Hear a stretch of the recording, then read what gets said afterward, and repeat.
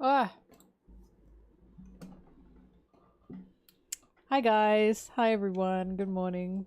Good morning from me. Good evening to everyone else. Hey, check this out. Check that out. That's pretty good, right? Yeah, that's pretty good. Smell Mel? Yep, hi. Okay, I gotta go in about 4 hours because I have an errand to run today. I'll probably be back and continue streaming. Depends how much work I get done. If I make it to 10 minutes in the 4 hours, unlikely. We'll see what happens. I pissed her. Awesome!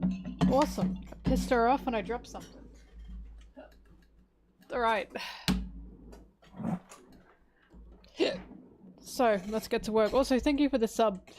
By the way, you said something very sweet. Happy that I exist and have so much insight on One Piece. Stop it. Thank you, though. Thank you. Alright, let's put on music and let's start.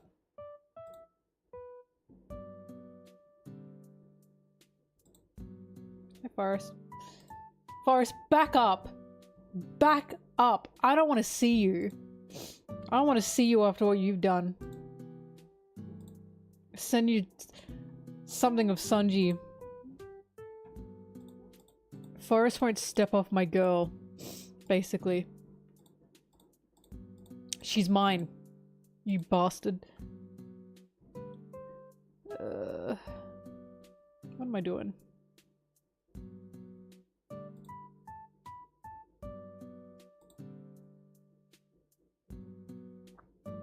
Yeah, you're fine. Zim, it's not your fault you pulled Adaman. I don't want him though. Okay, good.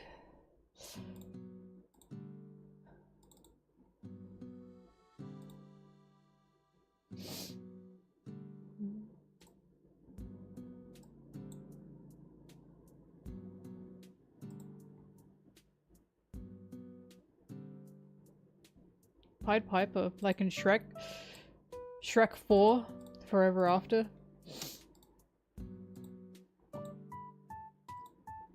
I was talking about this in my Discord, but when it comes to ranking Shrek movies, where would you guys put each Shrek movie? Because I am not a hater of any Shrek film. Not one. Shrek 3 got such a bad rep, but it was fun. I enjoyed it. Is it like a good... I mean, I would say it's a good movie. Just compared to the other Shreks, it's not like phenomenal, but it's a good movie. It made me laugh, it made me cry. Like a Family Guy. I loved it. You didn't see the others? Oh my god. I rank it 2, 1, 4, 3. I put 3 last, but I really like movie 4. I enjoyed movie 4.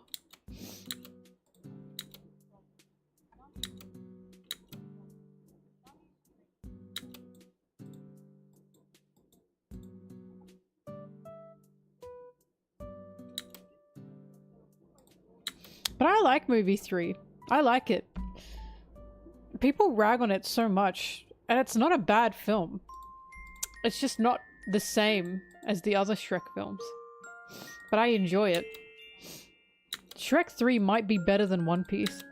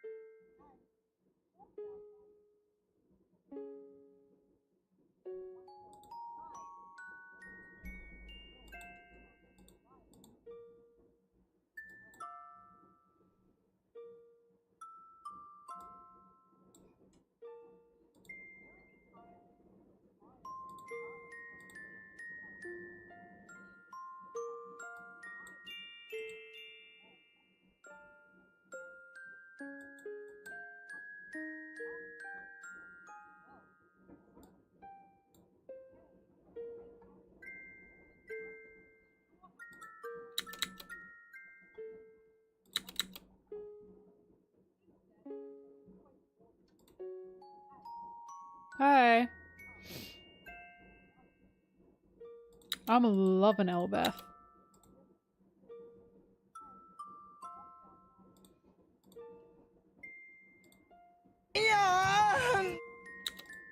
Thank you for the sub.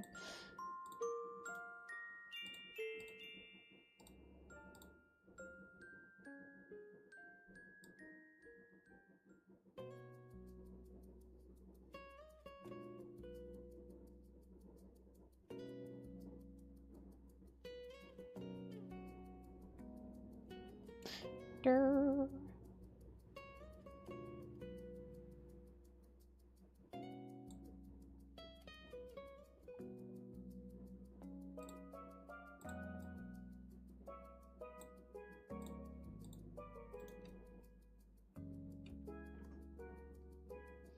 The high school scene in Shrek 3 was really funny.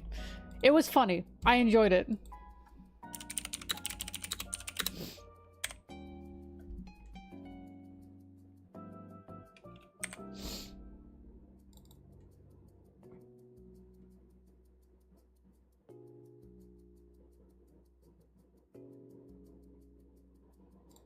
Plus I saw Puss in Boots Last Wish. Of course.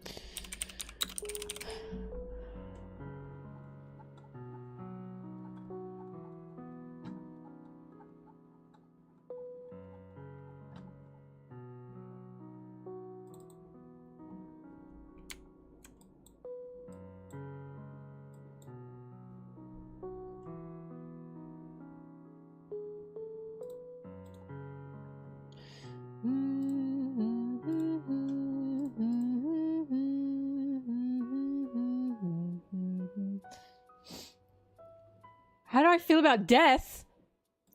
You, in Puss in Boots, you watched my Zoro and death video, right? How do I feel about that?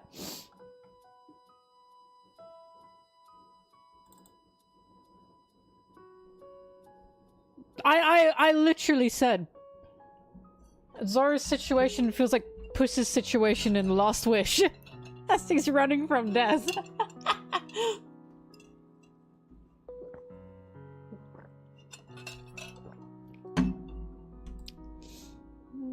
Like, immediately that's what I thought of.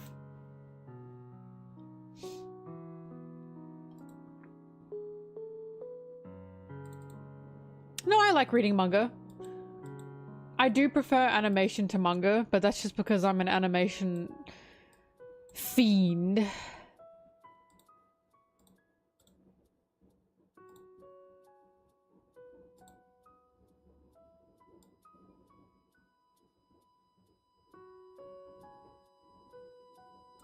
Hi.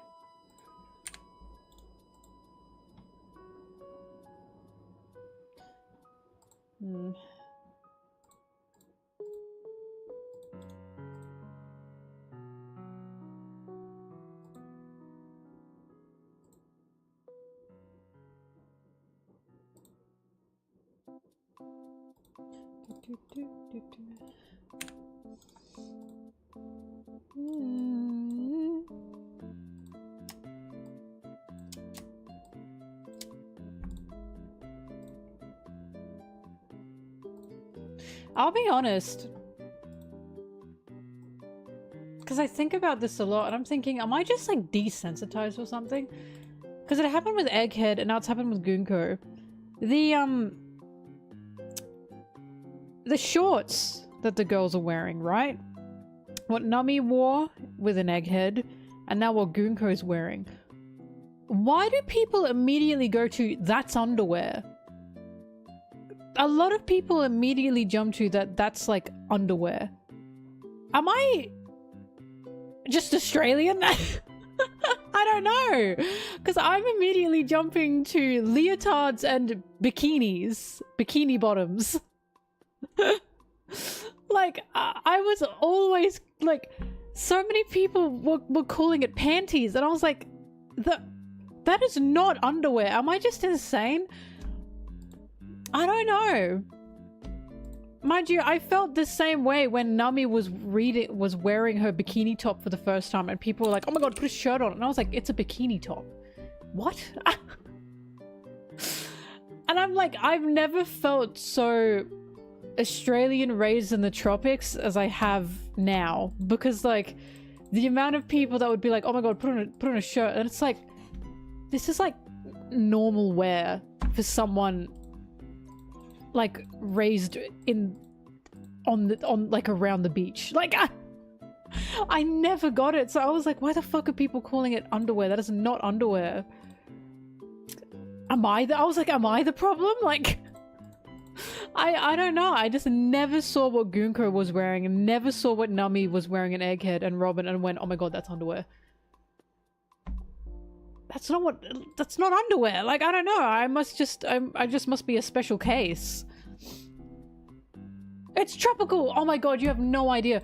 The funniest thing about Nami and what gets me so bad is what she's wearing makes sense. You know what the weirdest part of her outfit is? Her long jeans.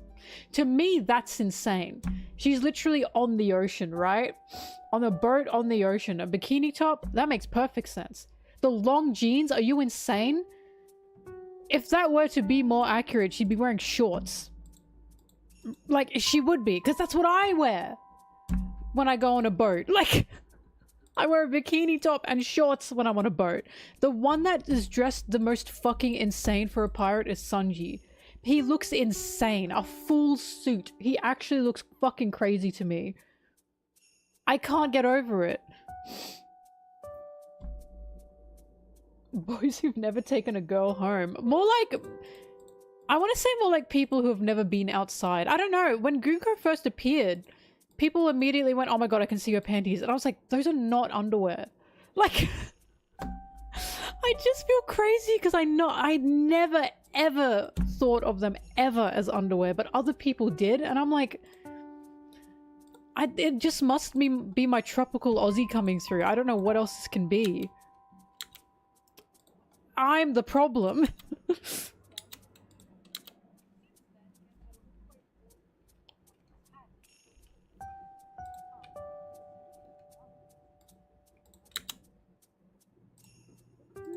Look, I will always be an avid defender of, or an avid preacher of, you don't fix an outfit on a girl by covering her up. There are so many people that, like, they did it with Nami and Elbaf too. They fixed her outfit, and they're fixing her outfit by just putting more clothes on her. And I don't know how to express that's a bit weird to me. I'm a believer of go the other way. Put Zoro in booty shorts. Like, you know what I mean? Put a bikini top on Zoro. Put Luffy in booty shorts. Get Sanji's skin out, you know what I mean? Because I know there's a whole discussion over, oh, but a man made this. And it's like, okay, but what about when women do design women and they design women scantily clad? Because I've seen those arguments and it turns into, obviously a man designed this. And a lot of the time, actually a man didn't design that female character, that was a woman. They just wanted to make a sexy woman. And then they get demonized for that because, oh my god, betrayer of your gender. And it's like, what the fuck is going on? I know, this is like deep talks, I understand. I don't know where this has come from, I just think about this a lot. because I hate when people fix a woman's outfit and they just put clothes on her. And it's like, I think that's part of the problem personally, but whatever, I guess. Also, happy birthday, Sabo.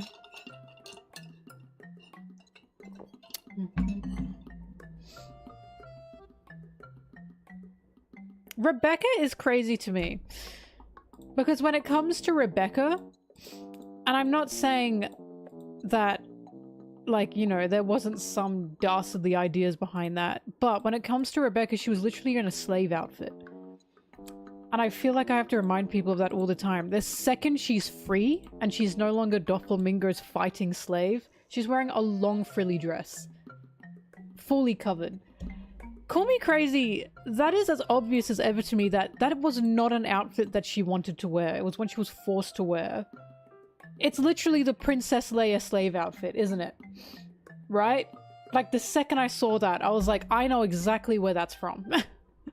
Because she was fighting against her will in a coliseum. She was literally a slave. And it's like, don't get me wrong, Oda can be bad, but when I saw the Rebecca fit, and then the second she was free, she was wearing a frilly, like, a full-length frilly dress, I was like, oh. So that was what she was forced to wear for Doflamingo's amusement. She was being made fun of. She was being humiliated, because Doflamingo was humiliating her. Oh, the animation was bullshit. That was Toa's problem. But she's never worn anything like that again. Even when we see her in cover stories. We saw her during the Vegapunk speech. She was in a full outfit, full shirt. And it's like, I'm pretty sure this was an example of she was being humiliated. Because she's never worn anything like that again. And she only wore that when Doffy had enslaved her. I'm just saying, I know Oda can be a bit bad, but I'm pretty sure that was storytelling. You know what I mean? That she was wearing something that did not represent her. It wasn't her because she was enslaved and doing something that she never wanted to do. She hated fighting. She hated being in that coliseum. So it stands to reason she also fucking hated what she had to wear as well, you know?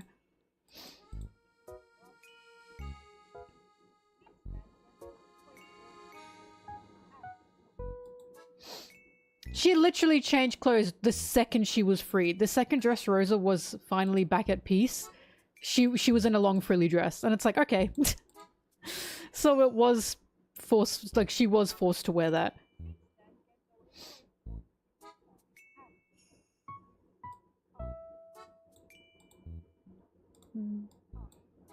Well, I'm not saying it's perfect at all. Don't get me wrong.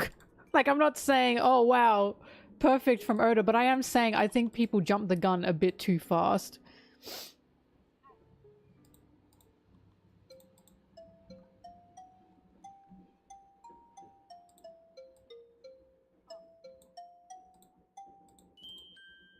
Mm-hmm.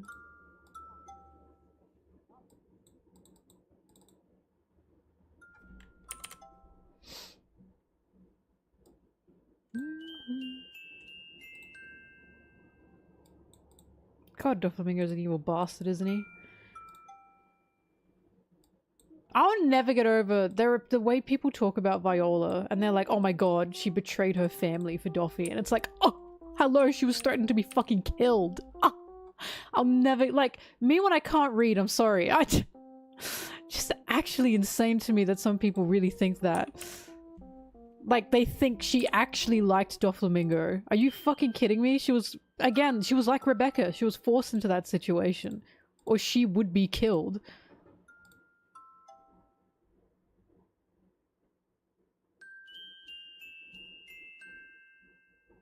The Senor Pink stuff is insane to me. I'm sorry. I'm glad I'm seeing now more people are realizing, hang on. Senor Pink is kind of crocodile tears. I like Frankie's relationship with Senor Pink. And I like Senor Pink's existence. I don't like the way so many men are like, oh my god, he's just the saddest thing ever. And it's like, why? Because he lied to his wife and got her killed and got his own child killed? It's... a combination of, like, because I struggle to say that was his own fault. And the reason I struggle to say that is because he wasn't a cult. And he was in a situation where he was forced to put Doflamingo first. Because that's how evil Doflamingo is. Right? Like, there's a story there of Doflamingo's manipulation to the point that this man couldn't put the woman he loved over Doflamingo. He wasn't allowed to. I understand that and I get that. I just hate when men are like, oh my god, his story is so fucking sad. Oh my god, what about his wife? Do you know what I mean? And it's like, I feel so much worse for Russia. What was her name? Russian? I feel so much worse for her than I do for him. So much worse for her than I do for him. And it bothers me. And it's like, I love Senor Pink and I love his story, don't get me wrong. But it feels like focusing on only his pain and going, oh my god, this is so sad. And it's like, that's not the point of his story though. Do you know what I mean? It's not just about him. It was about what he put his wife through because of Doflamingo having to be first. Like, even Senor Pink feels guilt for that. Himself, he believes, I didn't do anything. Do you know what I mean? As in, I didn't do anything to help her. I caused this. I'm the reason that this has happened to her. And then so many men talk about him like, oh my god, he did nothing wrong. Yes, he did. What the fuck are you talking about? You know what I mean? Like, he's a good character, but I didn't sob for him. I sobbed for the circumstances and for his poor fucking wife. I just felt so much worse for her than I did for him.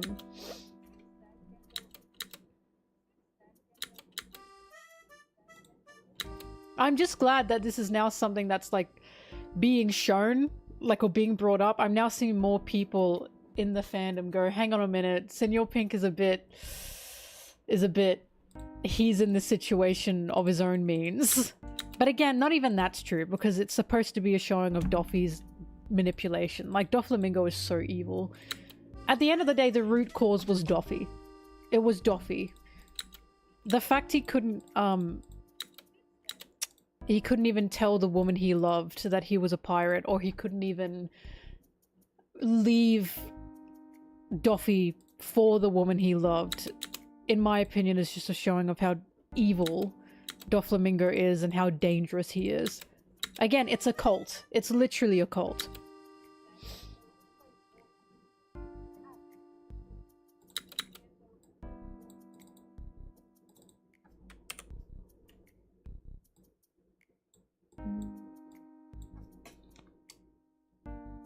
Like, I liked Frankie's relationship with Senor Pink. I thought that was sweet.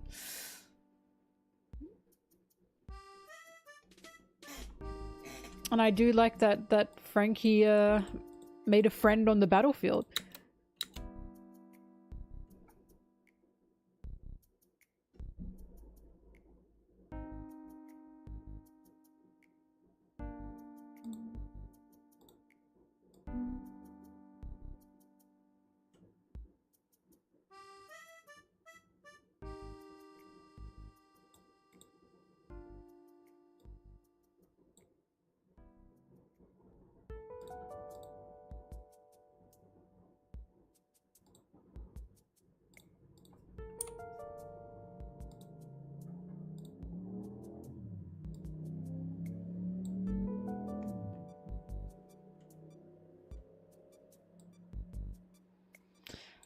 I'm telling you, once I'm just so convinced, once we get why Dragon left the Marines and we get that conversation between Dragon and Garp,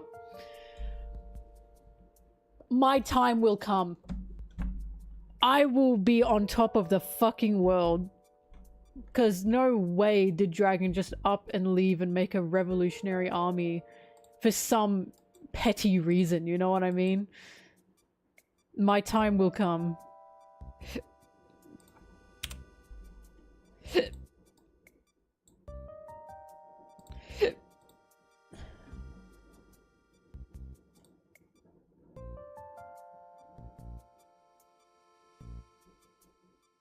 Well, the reason I still consider Garp as an abusive person is because Luffy would get thrown into the jungle. Like, don't get me wrong, Luffy still has a love for Garp, that's obvious, but it can be more complicated than that. Do you know what I mean? Because Luffy would be thrown in the jungle. Luffy's fear is being alone. And when he's thinking about what Garp had, he was like, when he was in Amazon Lily, he was like, wow, this reminds me of when Grandpa would throw me in the jungle. Never mind, I don't want to think about that. And he so desperately didn't want to think about his situation that he ate those mushrooms to start laughing. And it's like, there's clearly something here regarding, yeah, Garp fucked this kid up. Like, do you know what I mean? Garp fucked this kid up.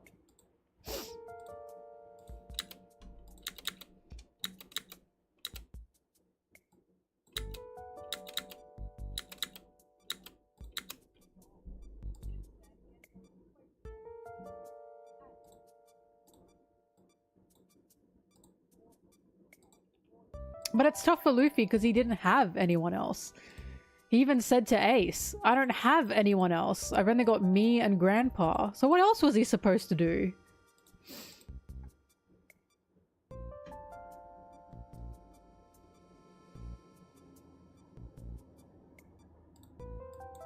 I'm so glad Oda answered that SBS, by the way, when someone was like, why did Dragon leave Luffy? And Oda was like, think about it. He's the most wanted man in the world. You think he could just have a kid with him without that kid being under threat? And I was like, oh my god, thank you. Like, Oda was so tired, man. He was so tired. He was like, why the fuck do I have to tell you? That Dragon clearly loves his son. He just couldn't raise him because otherwise Luffy would be in danger. How crazy is that? Like, Oda had to say that. And it's like, Oda, I'm so sorry that you had to say... I've been fucking saying that for years. I've been saying that for eons. Oda finally snapped and answered an SBS about that and said, think about it. Oda is desperate to show us Dragon does love his son. He just can't be with him. Which is kind of the point of what Egghead was. Dragon literally says... a child is the weakness of all parents, i.e. Dragon's biggest weakness is Luffy because he clearly loves him. It's just obvious, and it's like, oh, I cannot believe Oda had to answer that. I know he was fucking losing it. I know he's like, why the hell am I getting this question? Is it not obvious?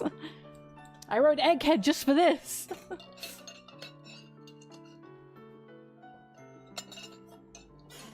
Do. Ugh.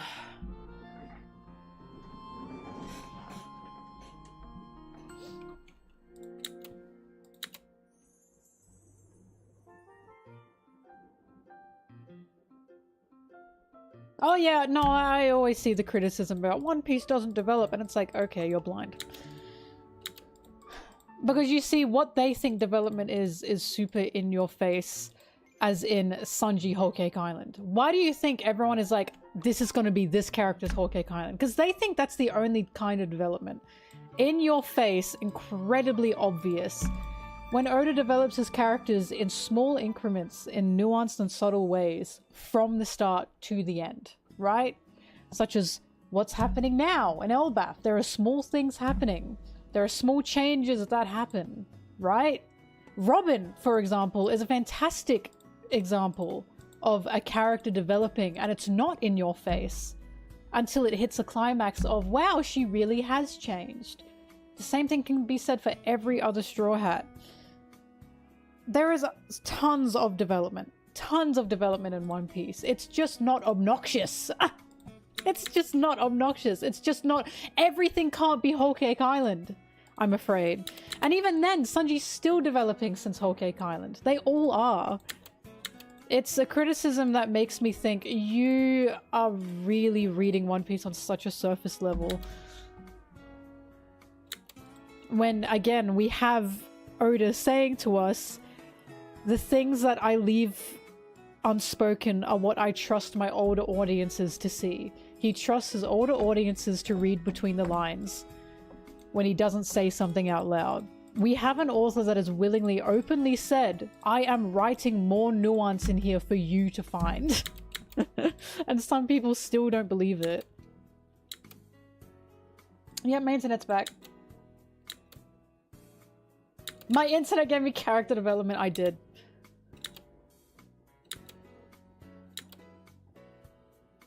The Whole Cake Island joke is irritating some people. What do you mean, Thrash? What I say when I say, guys, I think Elbaf might be Sanji's Whole Cake Island.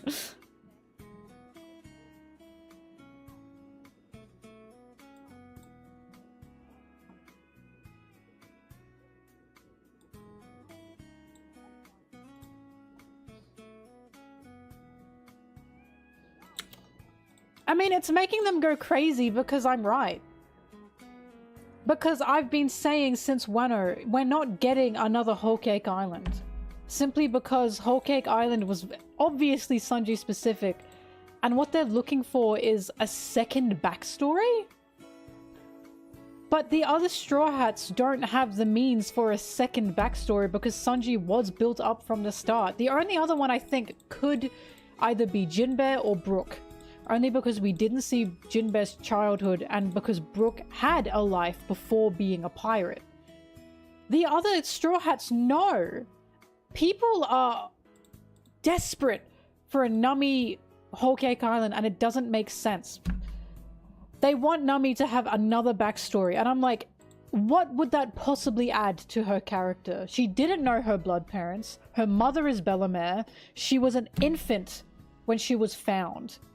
She has absolutely no connection to anything to do with her blood.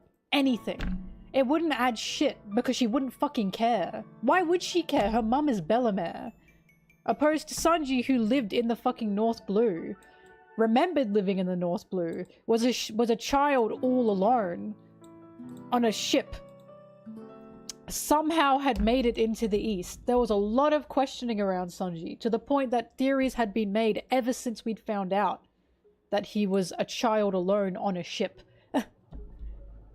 I've talked about this before. The Japanese fandom guessed that Sanji were of royalty long before the West ever did. Long before the West ever did. Because of multiple different things. But especially the thing of Sanji saying, yeah, I'm from the North.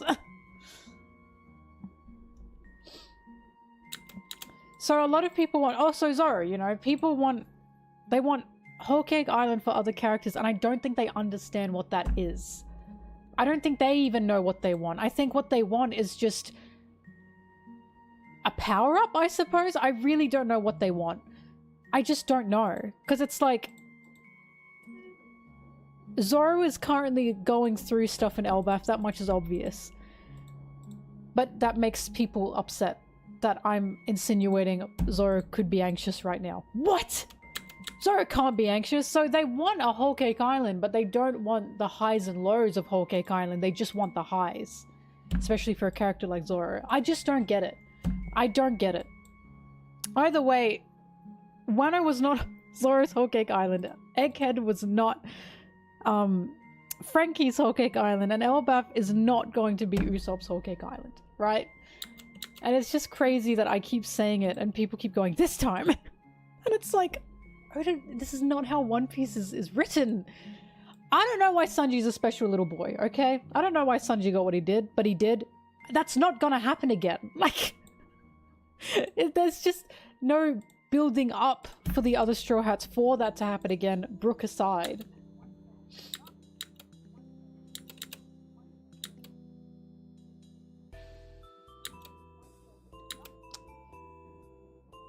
Vivi needs her own Whole Cake Island. Oh my god, Elbaf is Vivi's Whole Cake Island, you're right. But the fact that there was never this character's Whole Cake Island... Hi, Volticon. Until Whole Cake Island, does that not say it enough? Do you know what I mean? Like, there was no, oh my god, it's going to be this character's Dressrosa. Do you know what I mean? Whole Cake Island is what set the precedent. Because people were mad that Sanji got it. So they want another character to have what Sanji got. And it's like, I don't know why Sanji's special. I don't. But I'm sorry, I don't think that's gonna happen again. I don't know why Sanji's special little boy.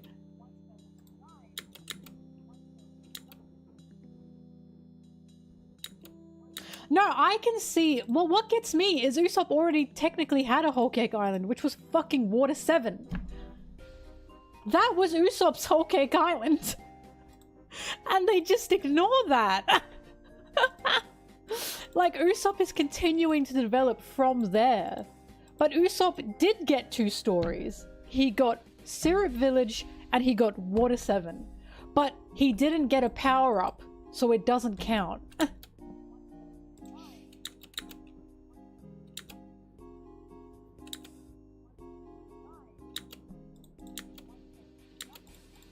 All I know is, currently I'm looking to be 3 for 3. Because when Egghead was happening, I was saying, this is not going to be Frankie's Whole Cake Island. And it wasn't. I have continuously said, Elbaf is not going to be Usopp's Whole Cake Island. It is not looking to be Usopp's Whole Cake Island.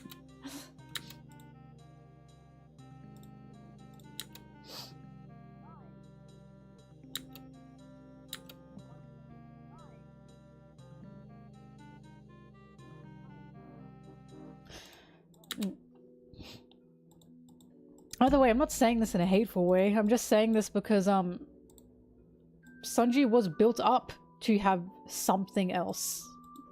The other Straw Hats are not being built up to have a second backstory. I think it's just a second backstory that people want. I don't know.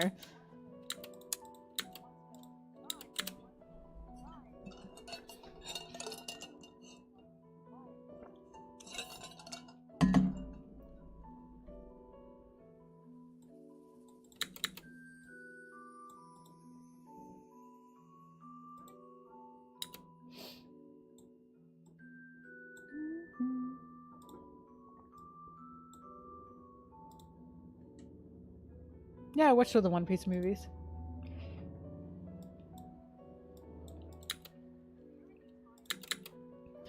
By the way, someone, because I keep talking about, wow, we're getting a lot of Thriller Bark reminders right now. Especially back in Egghead. We literally got a whole redo, or a whole re-showing of Zoro's Nothing Happened scene. Because Kuma, right, was there.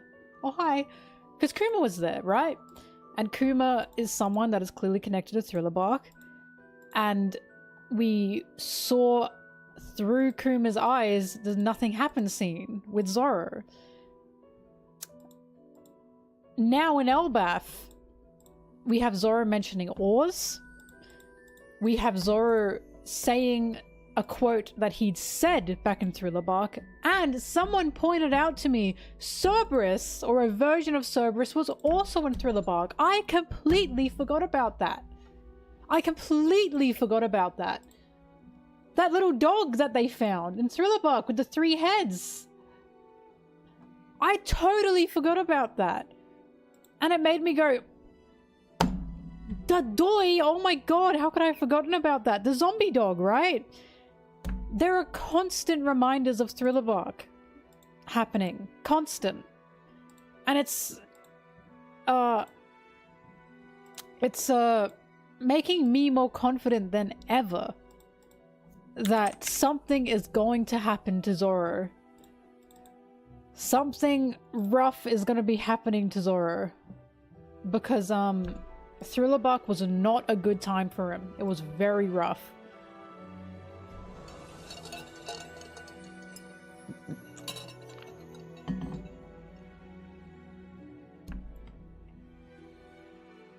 All I know is, I've always been of, you guys know this, I've always been of the opinion, Zoro's Nothing Happened scene to me wasn't anything,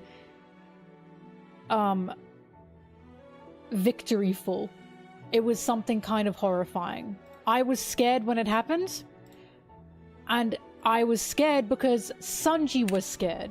Not only was Sanji scared, they couldn't tell Luffy about it. If what Zoro had done were this victorious, yeah, why can't Luffy know? And it's simple, because Luffy would have lost his fucking mind. Luffy doesn't want Zoro to nearly die.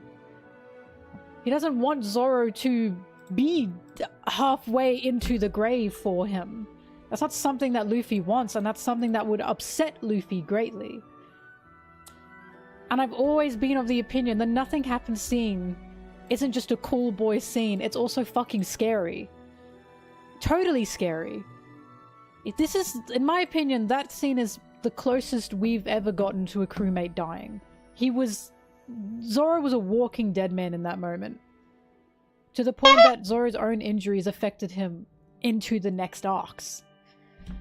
And it's like, if Oda's doing what I think he's doing, and he's currently focusing on Zoro and Elbaf, and he's going to be going back to the Thriller Bark Nothing Happens scene, and he will be recontextualizing that and saying, by the way, this was fucked up. Zoro is a bit traumatized from that. I am going to lose my mind in a good way. I'm going to lose my mind. But we'll see what happens.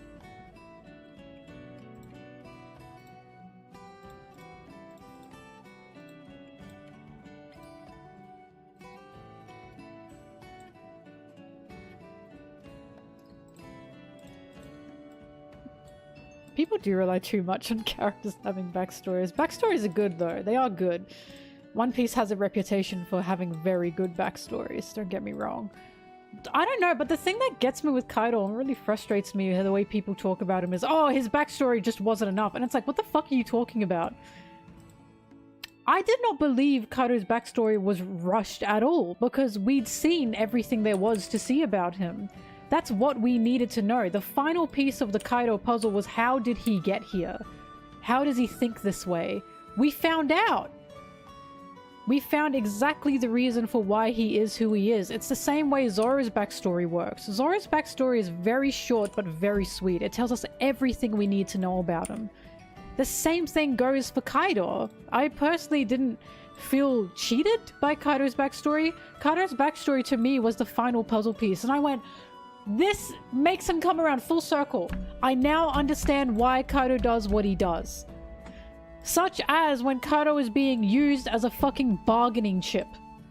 A bargaining chip by his own government so they can join the reverie. Which is what made Kaido snap. Right?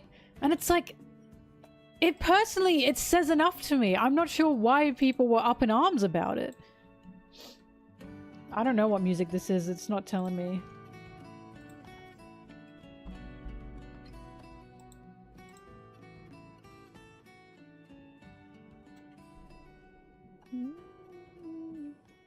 Also, Zoro, Kaido had so much character all throughout Wano.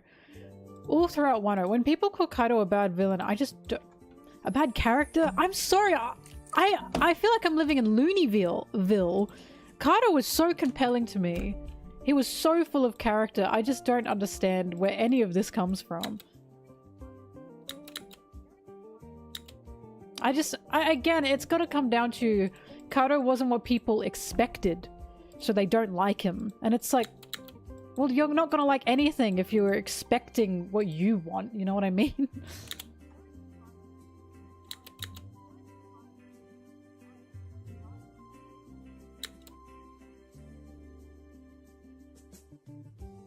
I also love Zoro.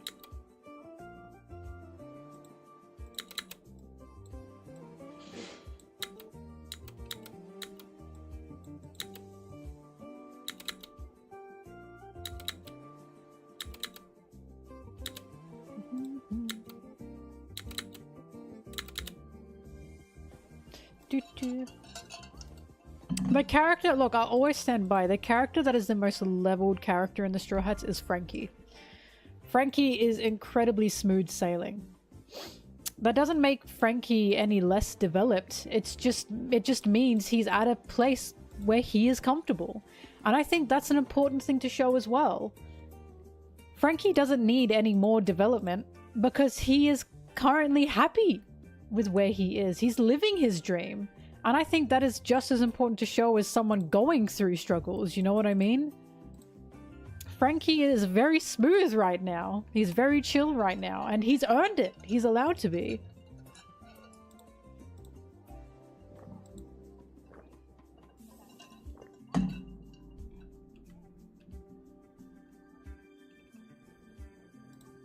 He's just a chill guy. I can't do the pose, but you know the pose.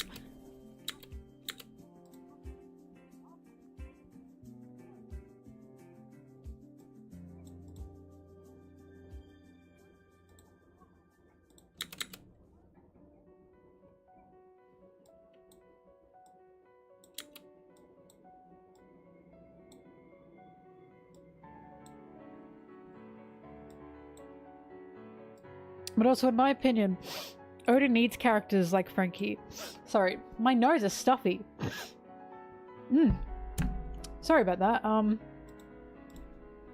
In my opinion, Oda needs characters like Frankie because he has a lot of characters. Not every character can be Sanji. Otherwise, it's a fucking mess. Not every character can be Nami. Not every character can be Usopp. Right? Not every character can be Chopper. Not every character can be Zoro. Not every character can be Luffy. He needs characters that are smooth sailing. Otherwise, there's too much happening. And he needs characters that are smooth sailing to help the characters that are not smooth sailing. Do you know what I mean? If every fucking character in the Straw Hats was having a mental breakdown, they wouldn't get anywhere, would they? Nothing would happen. Dun dun dun. You know what I mean.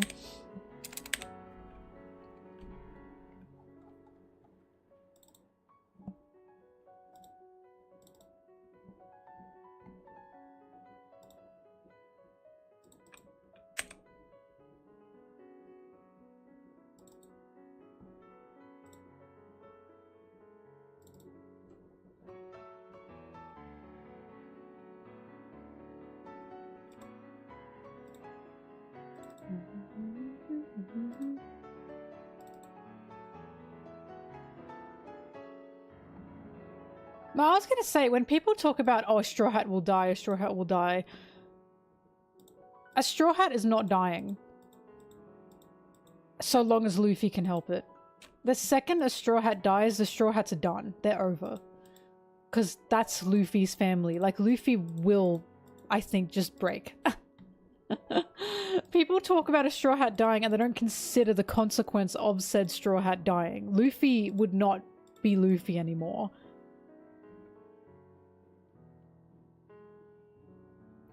Do I understand why people say One Piece is peak pre-time skip and falls flat after time skip? Simple, because the world gets bigger. And it's something that a lot of people don't prefer, because they prefer hyper-focusing on the Straw Hats, which I suppose to them fair enough, but I don't agree with. And because nostalgia. It's that simple. Like, that's about it. Because I know you guys know I'm of the opinion One Piece just gets better and better and better and better. I think time skip One Piece is just phenomenal. Pre-time skip One Piece is fucking fantastic, but Oda's just getting so much better as a writer. And pre-time skip One Piece just does feel very small in comparison. Some people prefer that. They prefer the small feeling. But for a series that is supposed to be about the world, that's supposed to be about islands, that's supposed to be about global community and Luffy bringing the world together, I don't exactly know what they're looking for here. You know what I mean? Like, I understand that, oh, it just feels too much now if it were any other series. But this is a series about the Earth. It's about everyone, which is what we see in Egghead. We see every corner of the globe that Oda had been building up ever since he's created this series. That's the point. You know what I mean? So I don't quite understand where the, oh, it just feels too big now comes from. When it's like, but this is about a whole Earth. Blue star, you know?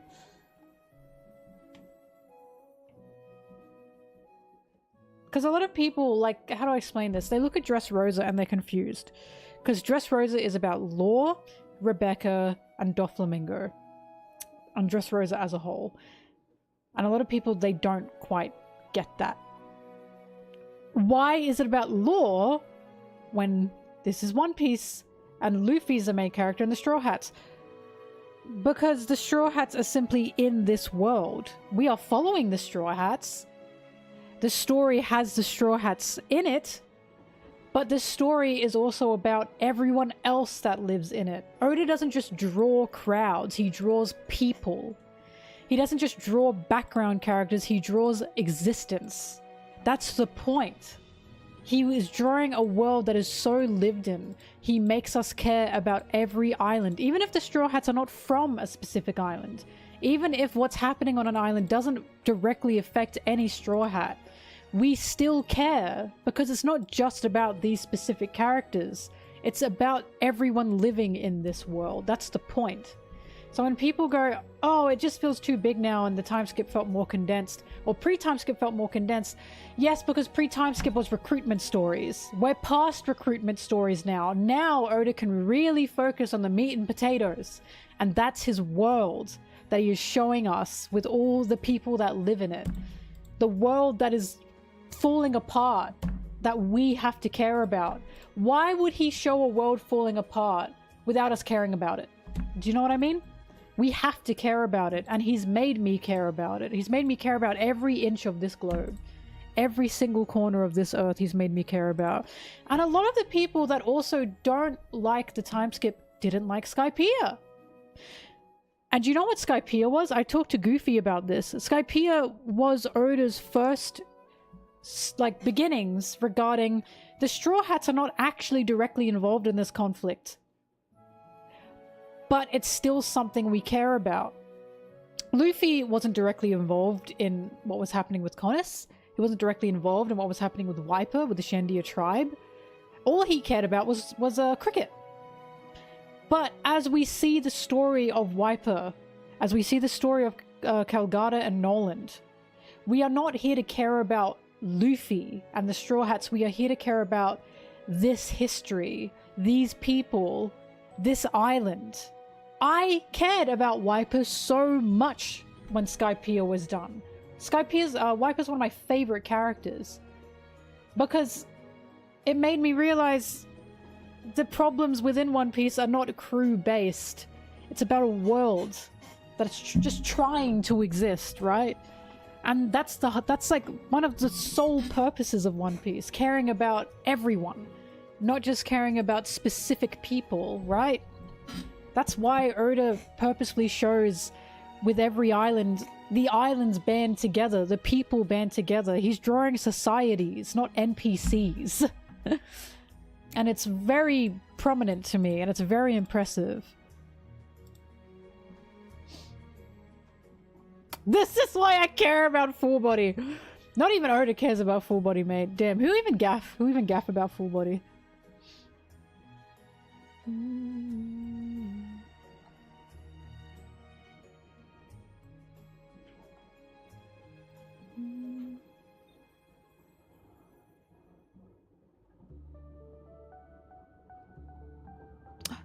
Staru?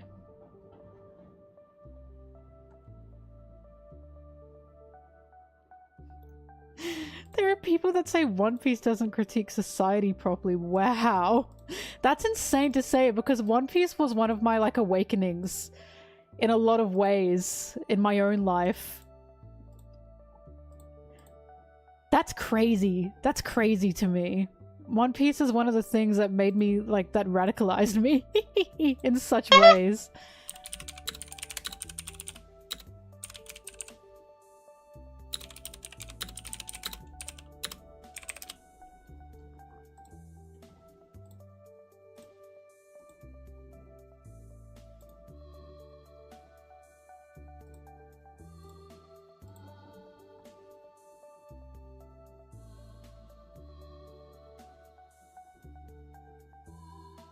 One Piece isn't piratey enough.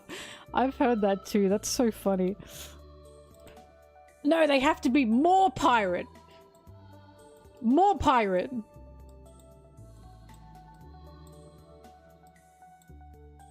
This isn't my Hollywood pirates that I'm used to. They're right. Zoro should stink more.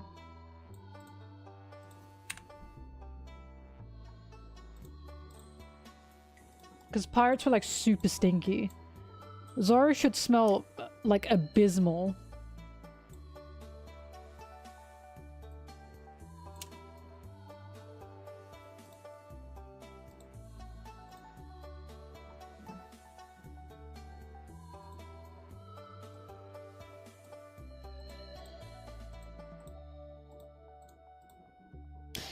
Saying a One Piece isn't piratey enough when you have Luffy breaking out of a prison cell with a bunch of queer people. The jokes write themselves, right? If anything is historically accurate to pirates, that's probably it. That's probably it.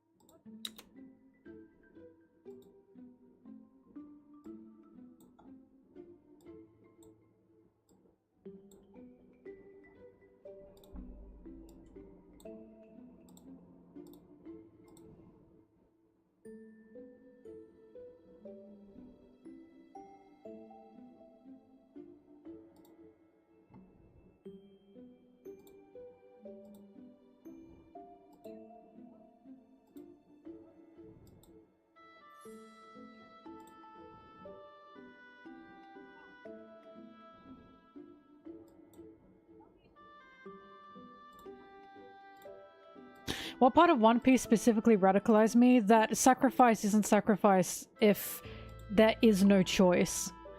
You know, sacrifice for the greater good? What sacrifice if the people you are sacrificing do not want to sacrifice? That is not sacrifice, that is just murder. And that freedom isn't freedom unless it's everyone. Liberation is not liberation if you are standing atop people who are chained. Liberation means liberation for all. Stuff like that. Like the whole O'Hara thing. I can't remember where it was said and it's so frustrating. But there was a part, I'm pretty sure it was in Water 7, where it was like O'Hara had to be sacrificed for the better. And it was either Luffy or maybe it was Clover. Fuck, it was one of them. And it was like, what sacrifice? Is this sacrifice? We are not being given the choice. You were just killing us. And of course, that just got me, you know? And then it reminded me, and it was even especially something big for me because I picked up One Piece through COVID. And the amount you would hear through COVID of, well, some people will just die. Some people will just die. That is just what's going to happen. And it was like, it was, you know, given as to get that group, fuck, what's the word I'm looking for? You know what I mean? What's it called what the fuck is it called? When, help me! Oh my god! When you... It's like a... why have you all gone silent on me? When you're no longer affected... No, when you're no longer affected by the germ, you have a resistance to it. Immune, thank you. To get that group immunity, thank you. Oh my god. To get herd immunity, it was like people were talking about herd immunity. And to get herd immunity, people had to die. And a lot of people were talking about that as well. That's just something that has to happen. And reading One Piece around the time when COVID was happening, and seeing something like Ohara, and seeing like, is this sacrifice? Is it really sacrifice when there is no choice given to the people you are sacrificing? It is not sacrifice, it is just murder. That kind of shit radicalized me. It really radicalized me in those moments. Because I wasn't like thinking, oh yeah, people do just have to die. It was more so the childish idea of like, well, I guess there's always sacrifice, you know? And One Piece gave me the thought of, why? Like, actually, we don't need to do that. We have the means to not have to do that. People just think we do have to do that.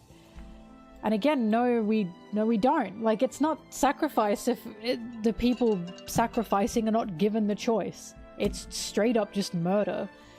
Stuff like that is what radicalized me. And on a different note as well, Skypiea, stuff like Skypiea as well, stuff like faith and religion. I'm not a religious person. I don't have any faith. And I used to be incredibly obnoxious about it. I used to think I was smarter than everyone because I wasn't religious. Because, oh, I didn't believe in a god, you know?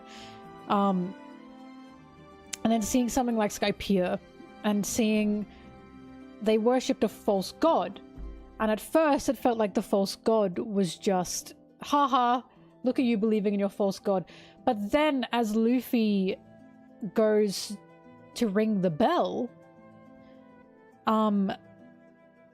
everyone on Skypiea starts praying. Not just the people of Skypiea, the Shandia tribe as well. They all start praying. And of course the question is, who are they praying to? Their god that they were living in terror under has been defeated, or is being defeated, is being fought against. Who are they praying to? And there was just an idea of faith, and it made me realize faith is not a bad thing. Religion is not a bad thing. It's being taken advantage of within those religions. That is a bad thing. I think some of the most evil people in the world are people who take advantage of anyone who has faith. I think they are just incredibly evil people. And One Piece is one of the things that made me realize that. Faith is not a bad thing. Some people need it. Some people are not in the privileged position of not having to hope for anything. But if you're in a position where nothing can help you, the like outside forces are what are affecting you, there's nothing that you can do, nothing that anyone can do. What else can you do but pray, you know? Some people need that faith, and it made me realize faith in religion is not a bad thing. It's the manipulation of it that's a bad thing. But I'm not smarter than anyone just because I don't have faith. And I felt like an asshole. In like a good way. Now I'm feeling better now, but like now I don't side-eye anyone now who like believes in anything. Howdy do, boys. But One Piece is one of the things that made me realize that. Also, I just have to say this is one of my pet peeves. Zoro's not a fucking atheist. He's not an atheist. Zoro isn't, like, Zoro doesn't not believe in a god. He just doesn't worship it. Do you know what I mean? Zoro even said, I don't know if God is real, but I just wouldn't worship a god if they were real. He's not, oh, God is not real. No religion. There's no religion. He's not like that. That is a misconception. He literally said to Koshiro, I'm going to make my name reach the heavens. Why? There is clearly some sort of faith that Zoro has, but he is not anti-religion. He's not anti-God. He simply doesn't know if there's a god. And if there were a god, he wouldn't worship said god. And I like that idea. He's happy to say there's a god, he just wouldn't worship them. He just doesn't give a shit. Well, this is why I really like his backstory. Because think of what the world took from him. It took Kuina from him. In a freak accident. Either Kuina committed her own life, or it was a freak accident. I personally prefer to see it as a freak accident. Why would a man who lost his best friend worship a creator that took her from him? You know? And it's those small things where I see Zoro and I see where his grimness has come from. Do you know what I mean? Like, Zoro doesn't know if God exists, but if God does exist, why would he worship them? But it's just... Also, yeah, Zoro still has, like, Buddhist allegories as well. And we have to remember, because a lot of people look at Oda and go, oh my god, he's saying this about religion. I think it's 80 or 90% of Japan is Shintoism. And I don't know if Oda's got any kind of religious faith himself, but there's a high possibility he does. He probably goes to temples, he probably prays. So when he creates a character like Zoro, I'm not seeing a character that's like, boo, religion. I see a character that's simply questioning, who has had a hard life and is going the other way. Instead of believing in specific outer forces and just hoping things go well, he just wants to control it. He doesn't know if God exists, but all he knows is he can try and control his own life, you know? But he's not going to be like, oh no, God doesn't exist. That's not what he's like.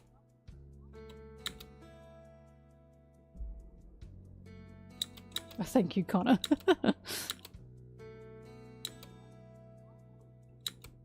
I mean, I was on a... I nearly said field trip. I was on a travel group to Mount Fuji when I was in Japan. And of course the person running the tour guide, like the tour guide, of course he was Japanese. And he was telling us about the significance of Mount Fuji. And he said, if you ask anyone in Japan if they're religious, they'll say no. But majority of people within Japan are Shintoists and it's considered a religion. So it's kind of a combo of cultural, but also it is still a religion. Shintoism is still definitely a religion. It's just not spoken as one, I suppose. Oh, Sanji very much believes, like, Sanji's got a lot of faith, for sure.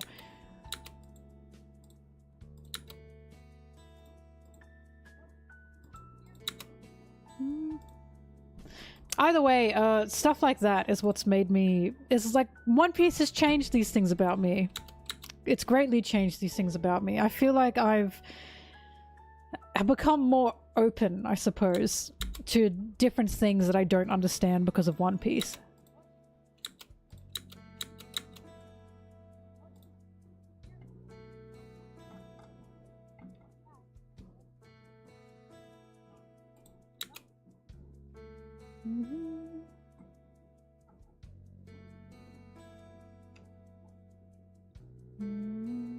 I will say this. Watching something like One Piece ruins something like Attack on Titan so fucking bad. Because the whole thing of Attack on Titan was Eren going, I want freedom! And then he stands on the wall and he's like, wow, so this is what freedom is. And it's like, you cannot watch One Piece and then watch Attack on Titan and see that scene without going, Eren. Standing on literal slave labor. Whippy! Luffy would fucking never, you know what I mean? Like, it absolutely ruins things like that. Because it's opened my third eye.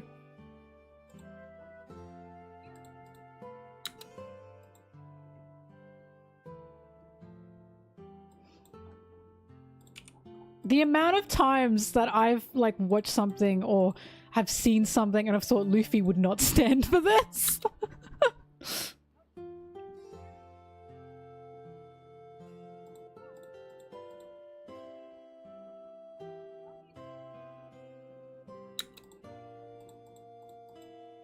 Oh no, you can still like Attack on Titan, don't get me wrong. But it just it made me go, huh. Interesting the way Eren views things.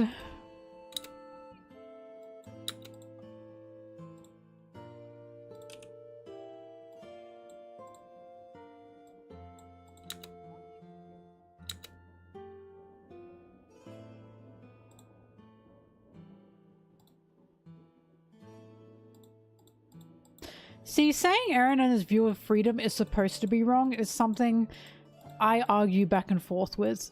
Simply because we don't know the intention of the author. I believe it's wrong, and you believe it's wrong. But there are people who will argue back and forth up the wall that Eren is right. I've seen them, they exist. They exist in masses. So it's like, I think he's wrong and you think he's wrong. But in my opinion, the text does not make that obvious enough. Maybe the creator wanted to leave that open. But the creator is someone I struggle to give the benefit of the doubt to. Because he's said some pretty damning shit.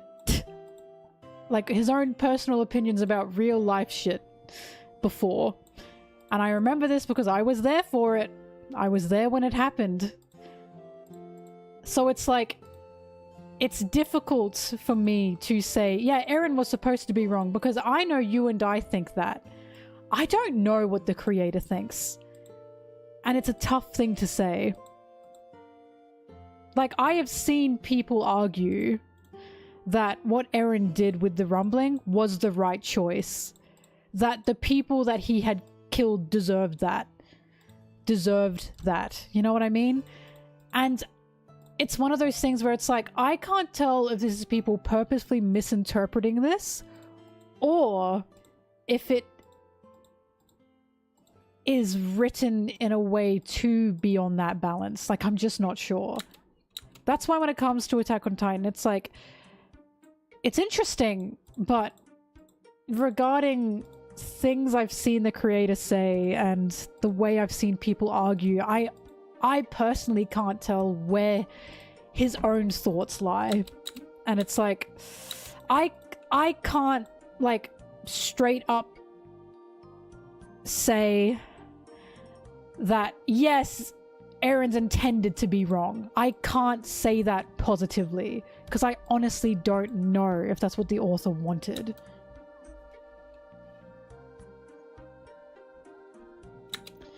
Attack on Titan is anti-war. Other people say it's not anti-war. Some people will say it's anti-genocide. Other people will say it's the other way. Other people will say to get peace, you need to kill people. Which is why it's tough.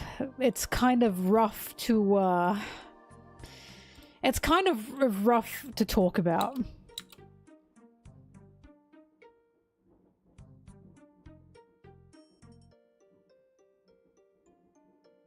How can you not be on everyone else's side but Eren's during the rumbling? See, I know, that's what we're talking about, but once again, I'm not just talking about story, I'm also talking about author. And this is why I think it's also important to understand, like, creator. I think death of the author is an important thing, but I also do think it's important to understand where this comes from. Where what you're reading comes from. I don't want to exactly quote what the creator of Attack on Titan has said before, but he has essentially said, he talked of a specific country and he said, why hasn't that specific country, they should be thanking us for the history that we've given them. And I'm telling you, you have to look up what he said. It was pretty bad. It was pretty bad. This happened, I think, back in 2014. And it's those kinds of quotes that I see from that man that make me think, I don't know what his intention is. I'm not sure what his intention with Eren was. Because you have, look, just look, you look up. It's not that. Look, I don't want to go too far into it, but the reason I'm so, like, this is in my mind's eye is because I was there when he said this. I was there when he, oh yeah, and Armin also said, thank you, Eren, as well. Do you know what I mean? Like, there's also... there's just, in my opinion, there's too much... Like, it's not... I don't know if it's people willfully misinterpreting it or if it's... There's enough there to be able to do that. That's my issue. That's my biggest issue with it. Because... I remember talking to a friend and I remember saying Armin literally thanked him. He thanked him for that. And my friend said, yeah, but Eren had a reason. She's not misinterpreting. She wasn't misinterpreting anything. Do you know what I mean? She read that story and she came out with, but Eren did have a reason. And in my opinion, that is wrong.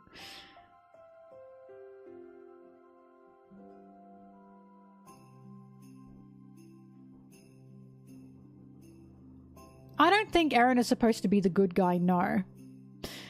But again, it's just the fact that the author is who he is why I'm simply unsure. I'm unsure where his own message lies. It's just tough, I think.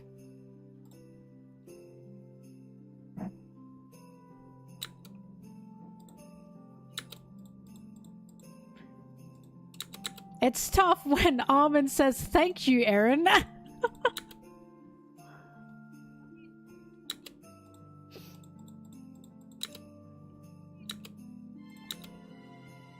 Like, I think it's because the thing is, you and I, we all agree, yeah, the ending was fucking yikes. Eren was wrong. His sense of justice was wrong.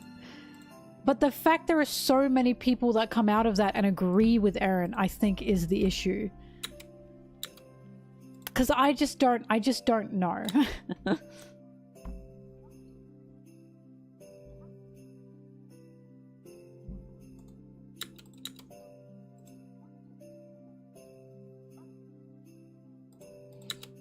But it is honestly specifically the fact that I've seen the author say some things that made me see the ending of Attack on Titan and go, ugh. That was the biggest thing for me. If I didn't know what that author had said about historical things, I probably wouldn't have this opinion.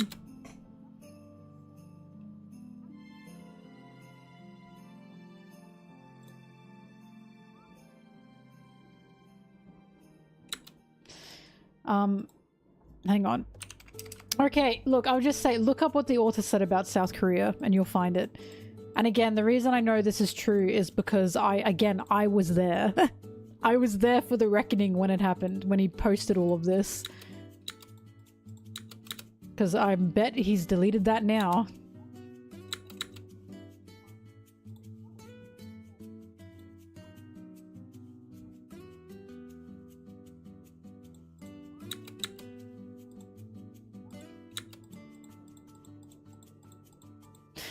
I would agree if they didn't feel sadness for Eren. Do you know what I mean?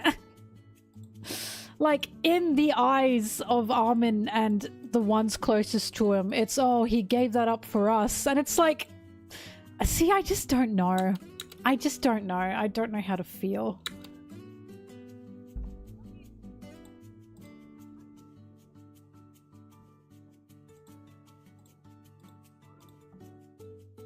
Because if you view Attack on Titan as, yeah, Eren just became a monster. What happened was fucked up. I think it's good. But, again, it's complicated.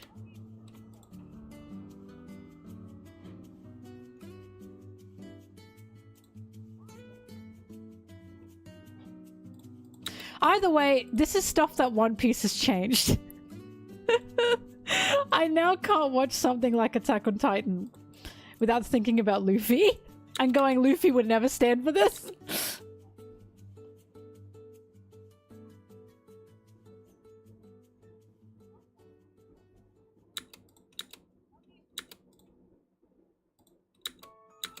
That's the other thing. It felt like by the end, we were meant to feel some sympathy for Eren, right? That's the other thing that confuses me. I personally didn't feel that. Because I thought, mate, you're fucked. You're fucked. If he's crying on the ground and saying, oh, I don't want to, and Armin's going, thank you, Eren. Yes, I'd say it's pretty specific that we were meant to feel something for Eren.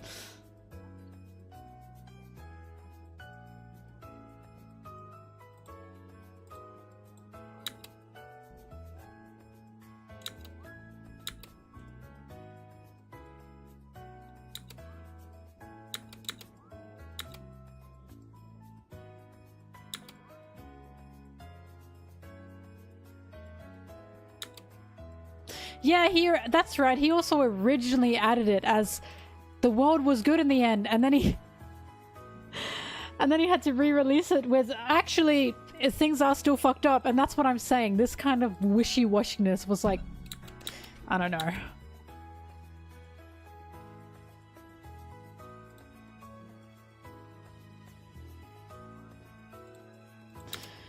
But hey, it's up to you. But what I'm saying is, I think Eren was wrong. You think Eren was wrong, right? We think he was wrong. But, you know what? That's enough for me. As long as I read the series thinking, yeah, we are meant to see Eren as a bastard, then I'm fine with it. But it reminds me of, like, Death Note. The majority of us, right, would be like, Light Yagami, fucking idiot. Fucking moron, dumb idiot. Like, and then you find out how defensive the author is of Death Note and Light Yagami, and it makes you go, wait, he's a bit too serious about this. I'll never forget when Brittany was reading Death Note. Death Note's not a joke, guys. Like, I don't know how to tell you this. I'm pretty sure Light Yagami was his, like... Guys, have you seen the second thing that this person wrote?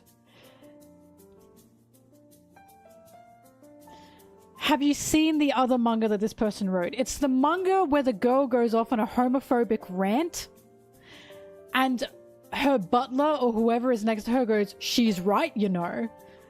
He quite literally wrote a second manga that was nothing but Reddit-pilled complaining with characters going, they're right.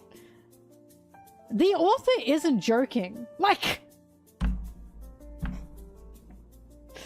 I remember talking to Brittany about it, and Brittany loves Death Note. And she was like, I think it's the funniest thing ever. And I was like, dude, he's not writing this as like a satire. Like, he's serious. And she went, you're joking. Ah! She went, you're kidding me.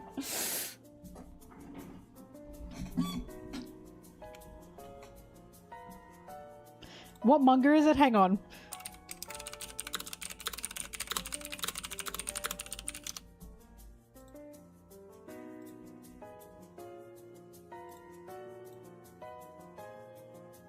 Fuck, where is it?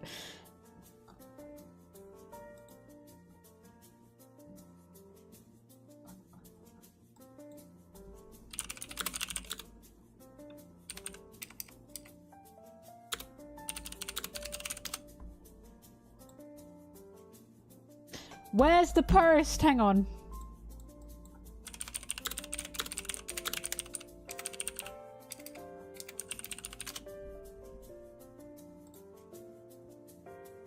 Here it is.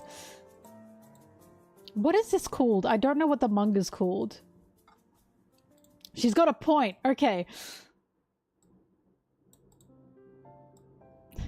It says it's been 16 years and he's still mad about Death Note Yaoi. So basically she's just gone on a whole homophobic tyrant. Like, when Metro... Like, this isn't everything. Hang on, how do I show you guys the full thing?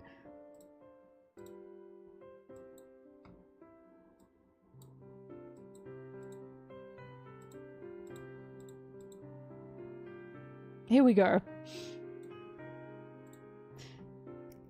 Kakehashi this, Kakehashi that. I know Red has his arrow in you, but this guy on guy stuff is kind of hard to take. That's awfully close to that's awfully close to discrimination against gay people. Personal preferences and tastes are not discrimination. My only romantic interest is in men. If you ask me, the next god should do something about all this hysteria about claiming harassment and discrimination. Discrimination is a social system backed by the powerful, like slavery or anti-Semitic persecution or apartheid or whatever. That's how it goes. It starts when someone in power says, I don't like those people, so let's all make life miserable for them. When Metropolitan said, if I'm God, I'll kill all the poor and uglies, that's discrimination. Are you going to say that swiping left or right on dating is the same thing? At that point, it would be an act of discrimination to refuse a marriage proposal. I said it was hard to take, not creepy. Legalize gay marriage before you start coming after me. She's got a point. She's got a point. That is what really seals it. Basically, she went, oh my god, this gay stuff is so annoying. And she said, that's kind of a weird thing to say. And then she started fucking ranting about, I'm not discriminatory. And then he ended it with, she's got a point. Come on. You can tell when an author has stopped writing and has started just yapping. And this is one of those parts. He liked his own tweet.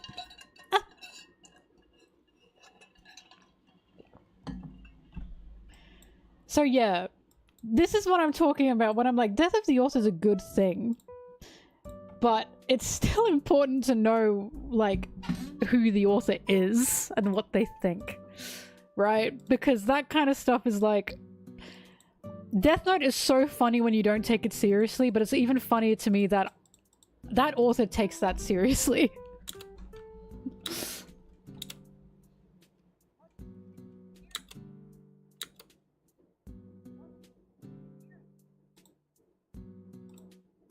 I'll never get over she's right, you know? I love fucking saying that. She's got a point.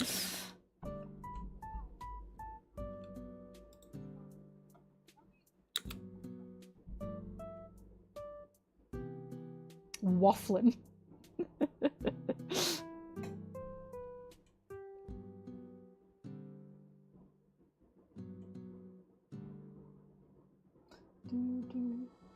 Is that a real translation of it? It was, yes.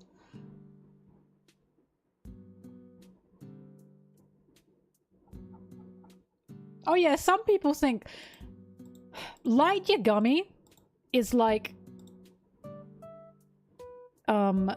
Patrick Bateman from American Psycho. The difference is Patrick Bateman was created as a criticism, and we know this because the author has constantly spoken out against Patrick Bateman is supposed to be someone that is dastardly. Light Yagami, on the other hand, no. No. But both of those characters, a lot of men specifically flock to and say, actually, he's right. And it's like, okay.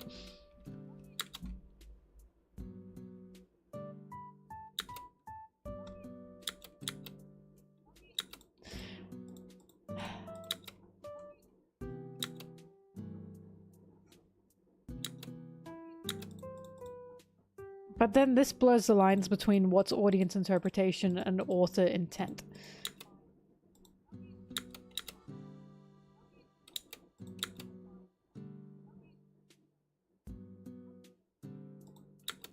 Someone who got corrupted. Hmm.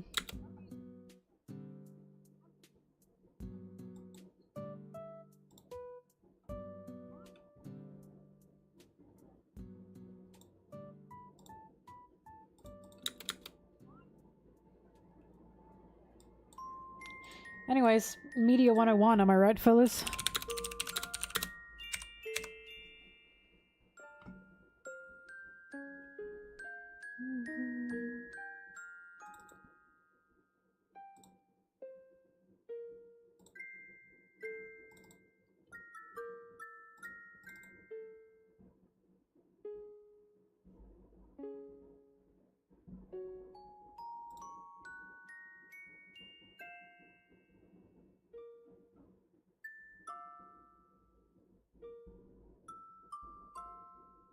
When I talk about yaoi, I'm talking about anything to do with yaoi. It can be canon, it can be fan art, it can be fanfics, whatever you want.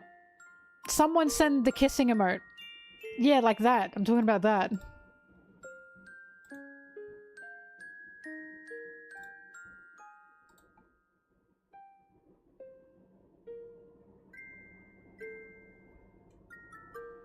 No, right, Light Yagami is someone we are supposed to think is intelligent. Incredibly intelligent. We are supposed to think he's smart. That's as clear as day to me. If him being a prodigy wasn't enough. By the way, I like Death Note. This isn't like a Death Note diss. I actually enjoy it. But again, it's just important to know author intention as much as it is to have your own interpretation.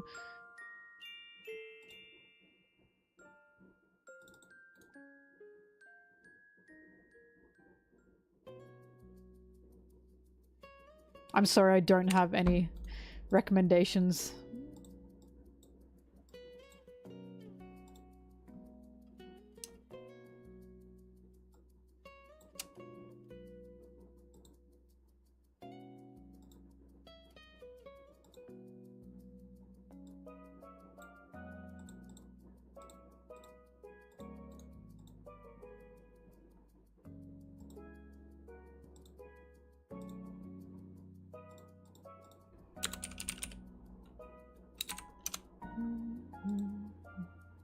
Bye, Crash.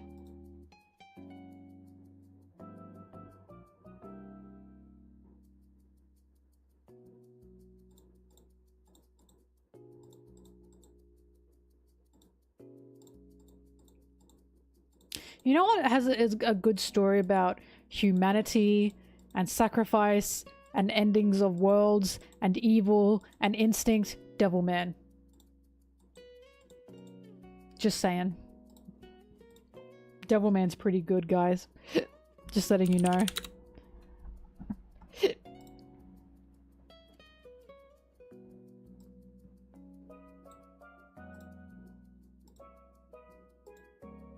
Crybaby is the one that I tell everyone to watch. I like it as a whole, but the manga's a little bit dated from time to time. But Devilman Crybaby is a masterpiece. It's just such a masterpiece. Why do I have to drink water?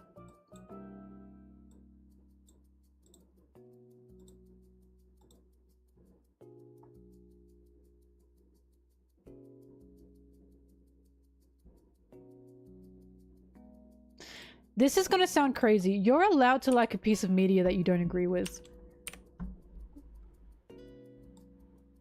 Like, you can openly not agree with it and still like it.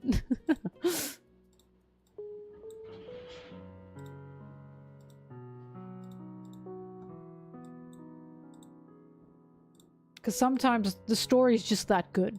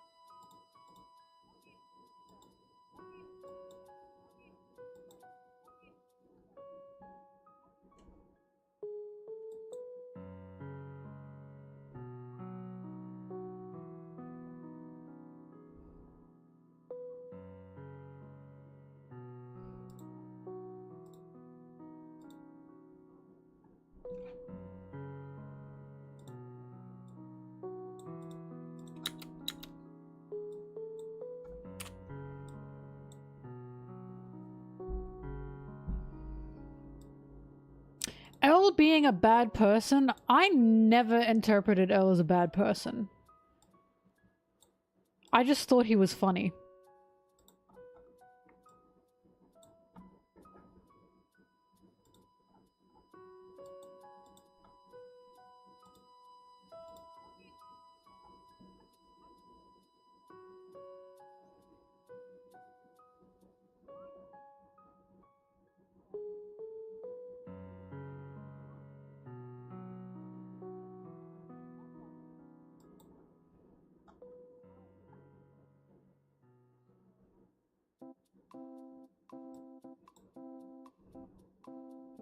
No, Devilman Crybaby is not Devil May Cry.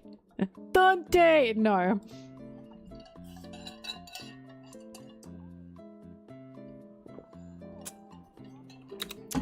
Devilman is not Devil May Cry, no. You know why? Because one is fucking cool and the other one is sad. Dude, you can choose which one is which.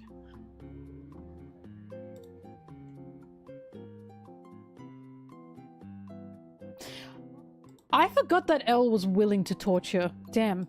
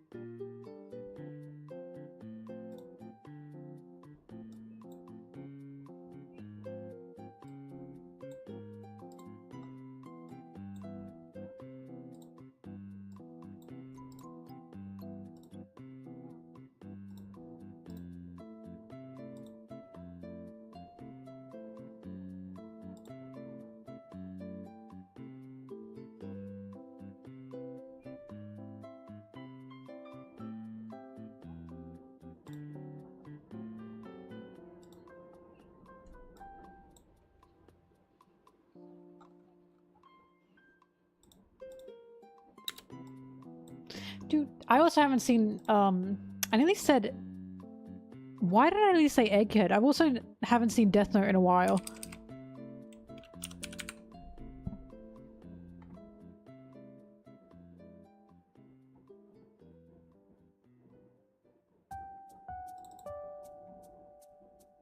I'm sorry. I don't mean to flashbang you guys.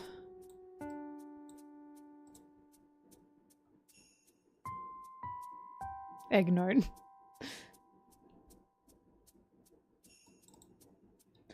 Two people with massive ego who have little morals fighting each other. That's yaoi.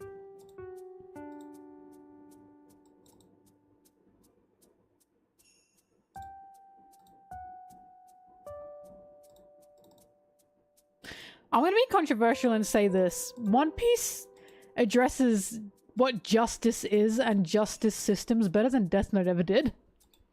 The fact every marine represents an idea of justice and we have a speech from Doflamingo that says, what is justice? It's just something that the victors have decided is justice. I'm sorry, One Piece covers justice so much better than Death Note.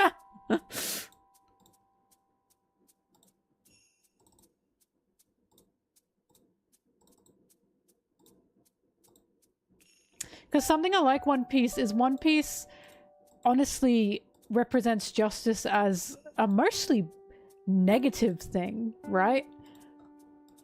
It doesn't tend to show justice in a good light a lot of the time because of its connection to the Marines and because of Doffy's speech regarding what justice is as well. And it feels that through One Piece, justice is just an excuse to say everything I'm doing is right without any introspection. It's an excuse to say what I'm doing is right instead of just doing the right thing, you know?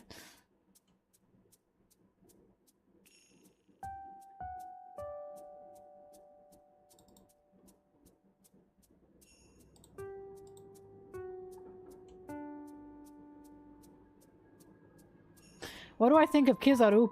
Bum! Bum! I'm just a cog in the machine, says the man who's never had to kill anyone close to him until now. Suddenly the cog in the machine has to kill someone close to him. You dumb bitch! Sorry. Whoa, who could have guessed the consequences to my actions? Wow. Oh my god. Boo-hoo-hoo. Now I have to kill someone I actually care about. Unlike how I used to just kill people that I didn't care about. Wasn't my fault though.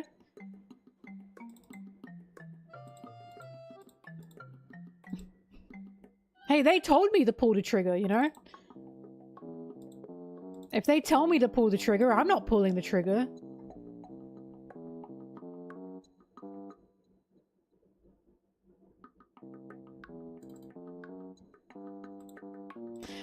No, but I actually like Kizaru. But I like Kizaru because I like what he represents. I like the showing that if you exist with the belief... I like Kizaru because I like the showing that if you exist with the belief that you were just a cog in the machine, that if you exist with the belief, I am just taking orders. I'm not actually the one doing it. You know what I mean? Like, I'm not the one that thinks this. I'm just following orders. That is dangerous. It's dangerous to simply follow orders with the idea, well, that's not what I believe, you know? That yes, actually, you are as bad as the person giving the orders if you act out the orders. You cannot excuse it by saying, I'm not the cause of this, I'm just a drone, you know?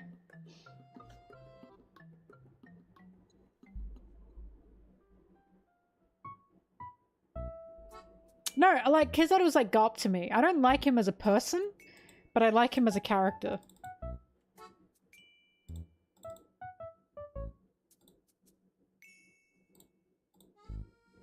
Because Kizaru is in another area of... He thinks his hands are tied and they're not. He is once again putting his job before the people he cares about. Because you know how frustrating it is when I see people going, oh, but he was trying. He was trying. He did the bare minimum to try. You know who was actually doing their fucking best to save Vegapunk, to save Bonnie, to save Kuma? Luffy. Luffy and the Straw Hats were working out of their fucking asses to save them. Meanwhile, Kizaru does one thing. And it still ends in tragedy.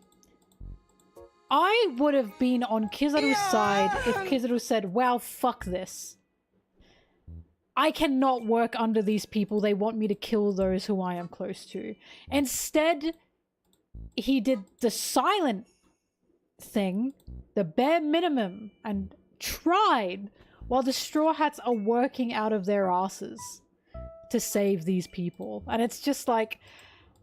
I feel like we are giving Kizaru too much sympathy here. I don't care that this man who works for the Marines is going, oh my god, they're making me kill someone I'm close to. Because why couldn't he just up and quit?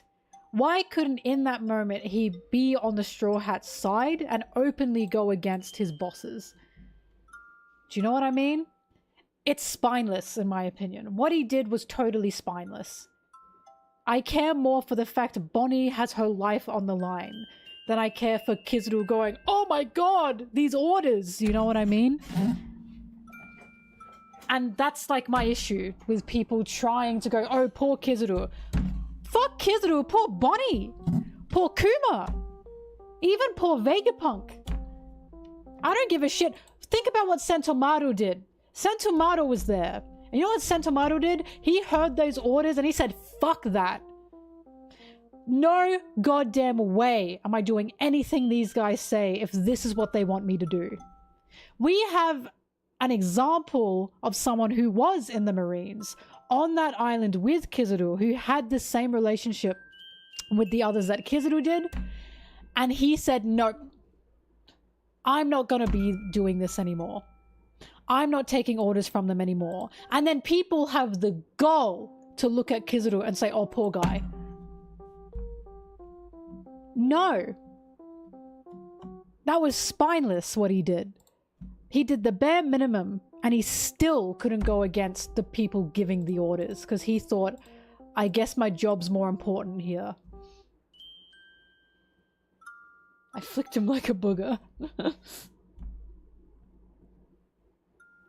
So, I love Kizaru as a character, and I like what he shows, but once again, it's like Garp. It's when people defend him for doing barely the bare minimum that makes me go, seriously?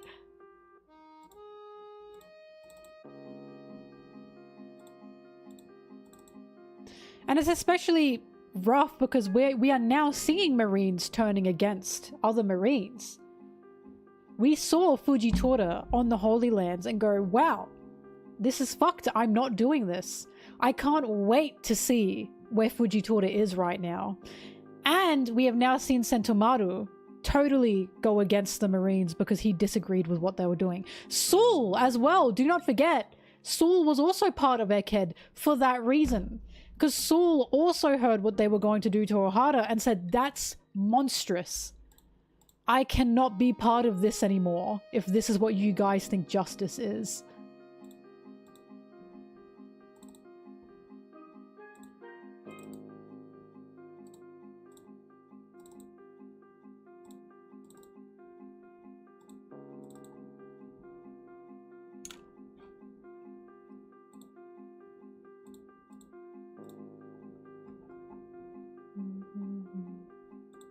Anyways, Kizaru, good character, but as a person, I'm gonna get him.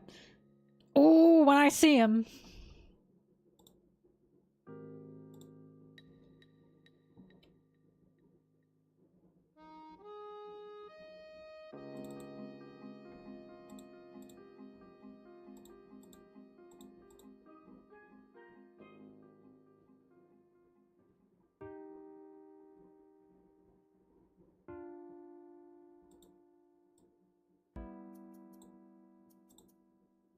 The funniest thing is when, because I've had someone be like, isn't that a bit too cruel to Kizaru? Someone has said that to me before when I talked about this, and I was like, his mission is to kill a 12-year-old little girl. That was his mission. To kill an old man, a basically walking zombie at that point, and a 12-year-old little girl. And you want me to look at Kizaru and go, oh, poor guy. No. I don't give a fuck. I don't give a shit about what he had to go through when his order was, you gotta kill this 12-year-old little girl. You know? I feel like a lot of people lose sight of, like, how disgusting the world government really is and how horrendous these orders are that the Marines are acting out. They forget that the Marines are the ones that they're the busticles. The Marines are the ones that the world government use to clean people up, to clean islands up. I think they forget that. Like when it came to Law's town in Flevance. Law hated Marines. After Flevance. Why do you think that is? Maybe because the ones who were running in to burn up Flevance were probably government agents and Marines. Because those are the orders. Right? And I really do think people forget the orders that the Marines get and how they act them out are just monstrous.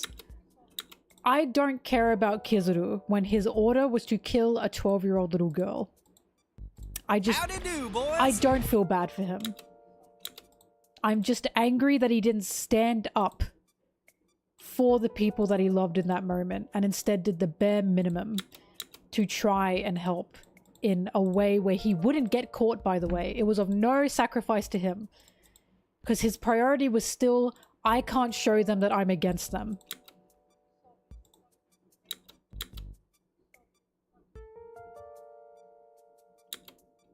Right? Now imagine if Bonnie were not someone that Kizaru knew. That's the scariest part. What if Bonnie were just a random little girl that he had no connection to? Would he still have done it? Would he have cried? Would he have had that conflict? I don't know. I simply don't know.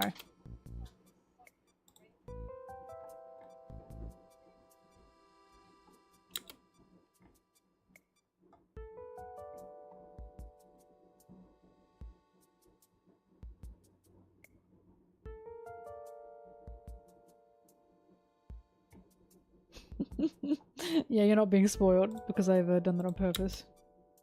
Shake Sanji around a bit. Pah, there you go. Pah.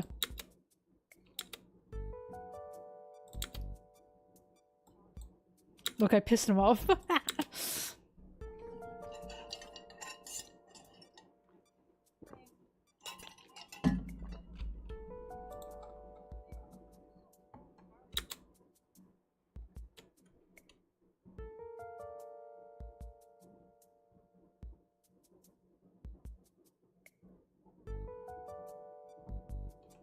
Thanks, no problem.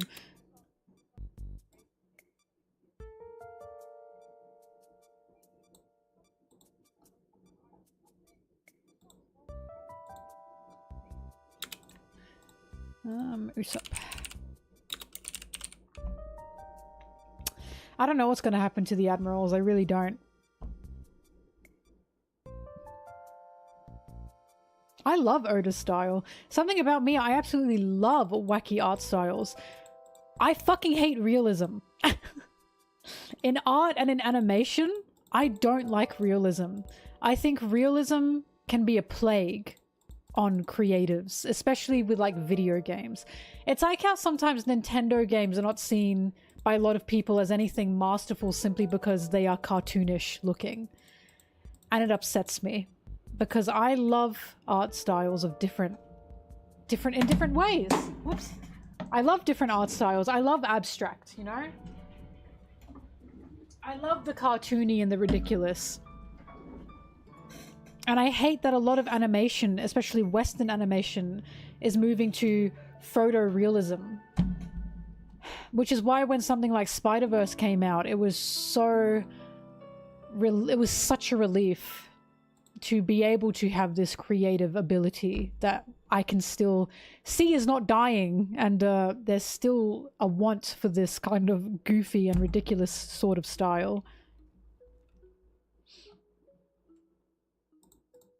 Something that stood out to me the most is why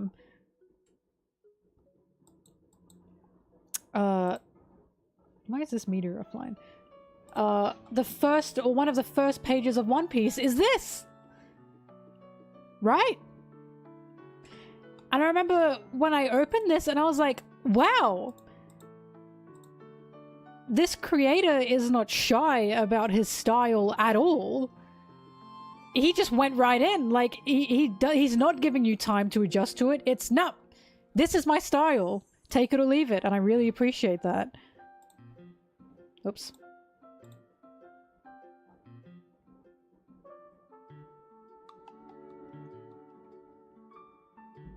Oh yeah, Oda's art is incredible. It's just getting better and better.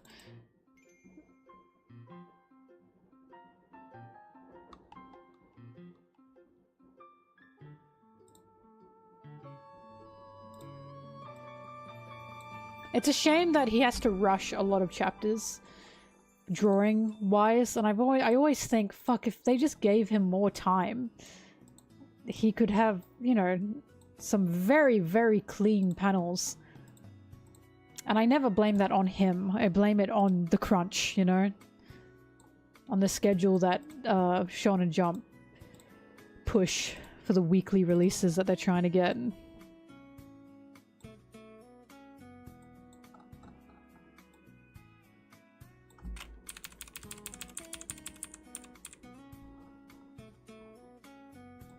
The Kuma backstory, look, I'm not being a dick writer, but the Kuma backstory, if there were any art for him to half finish, the Kuma backstory was it. Because the scribbles added to the tone. Do you know what I mean? Like, I'm not saying I would prefer it that way, but I am saying he is very lucky that the topic he was covering there was in line with his scribbles, especially when Kuma was forgetting himself. And not to be a dick writer, but it felt like through his backstory, these were memories that Kuma was forgetting because of the scribbles. It worked out, right? And it's like, somehow, even when this is a chapter that he had to rush, somehow it still worked out. But I still prefer it when it's finished.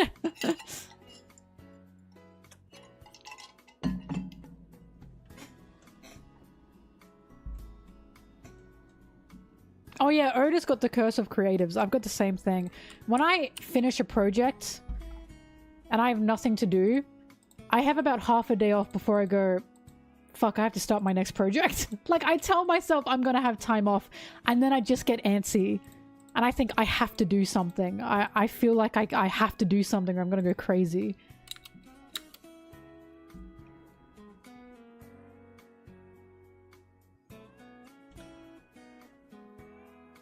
Yeah, baby bunny.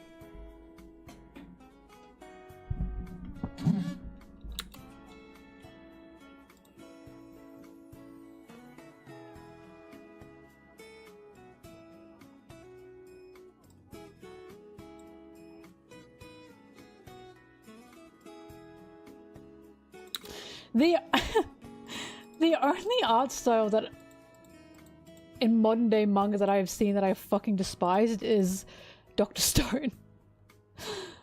And the overt sexualization aside, it's simply because it's both too realistic and not realistic enough.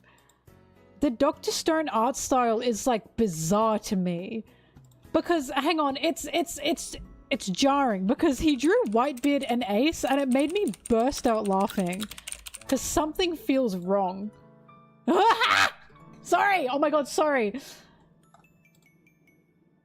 You'll see exactly what I mean. Hang on. Like, no beef if you like Dr. Stone, but I really wish it weren't him that made the Ace story, because what the fuck?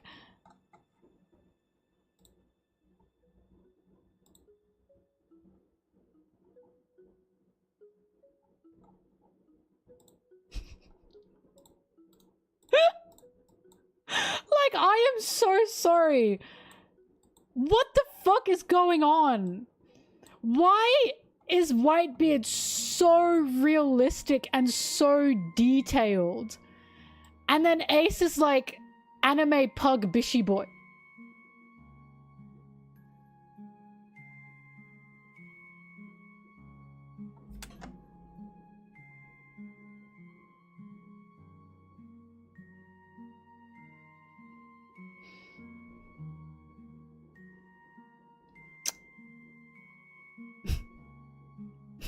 Damn.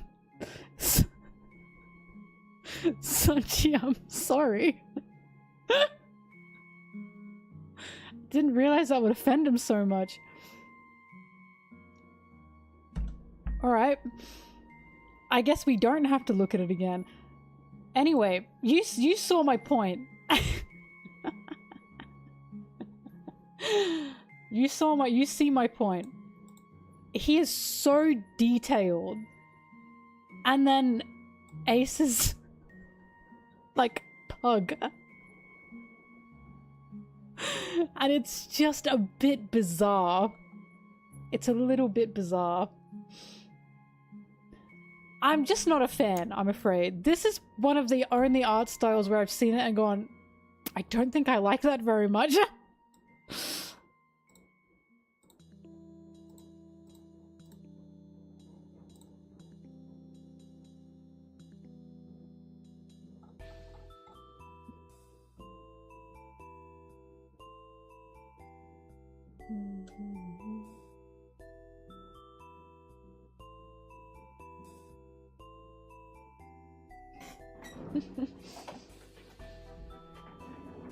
Dum, dum, dum, dum.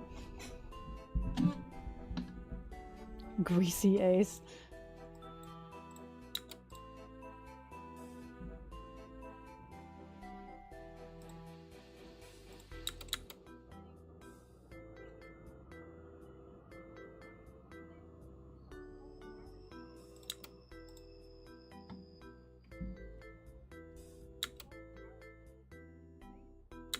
I love Berserk's style. I love it. Berserk's art style works really well because it's very medieval feeling, you know?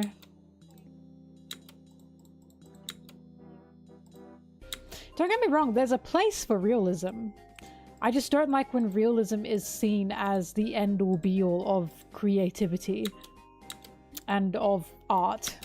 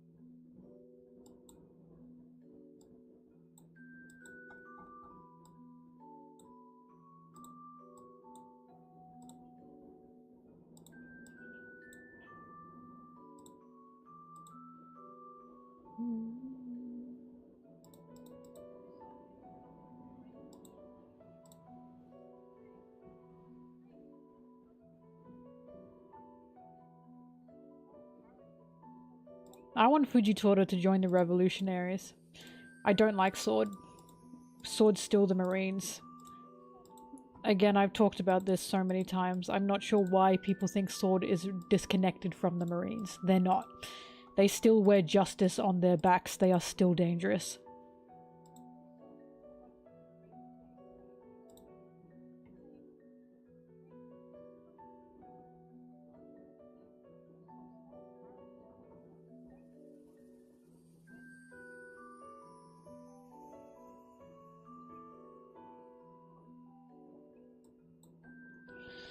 Sword is just the Marines without any restrictions. Sword is just the Marines without having to push papers.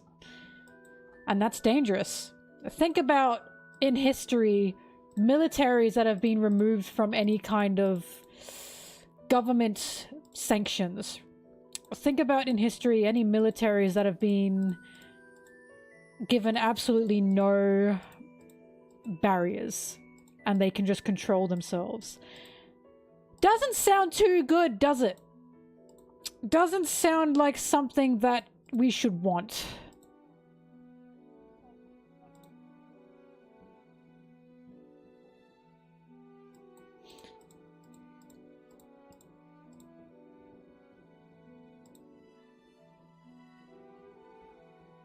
I hope Hibari is Akainu's daughter. I love Hibari, by the way. She's so cute.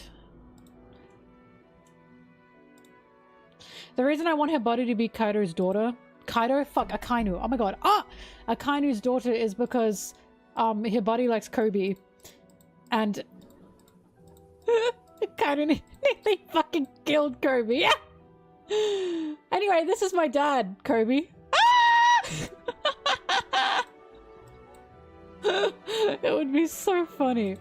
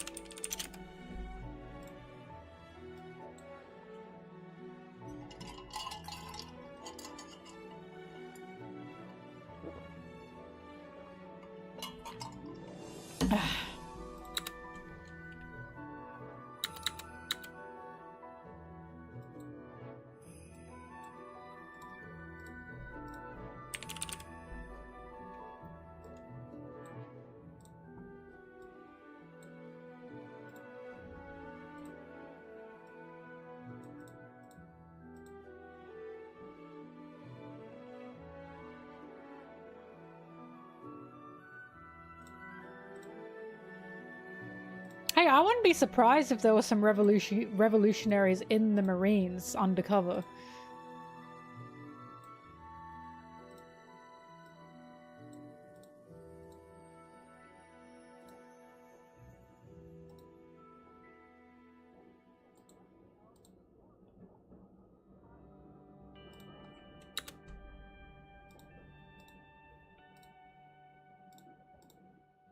I can't get them down. They do what they want.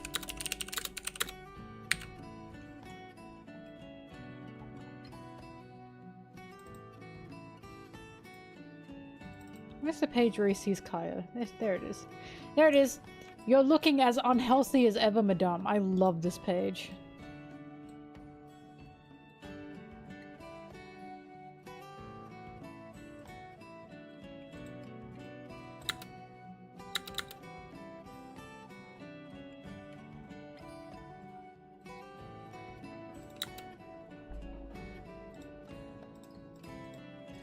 Sanji's 4Kids voice? That's the Sanji I knew growing up, because we had One Piece on the TV in Australia. I'll own these guys. Pretty soon I'm gonna own that tuna too. Are you kidding me? That's peak. I love a girl who treats me like doit.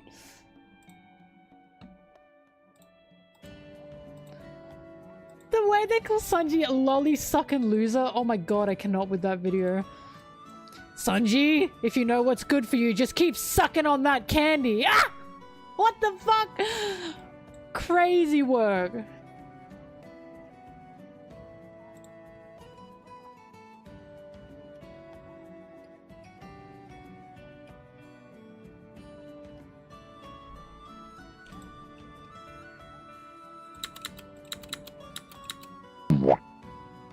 Boo-wop.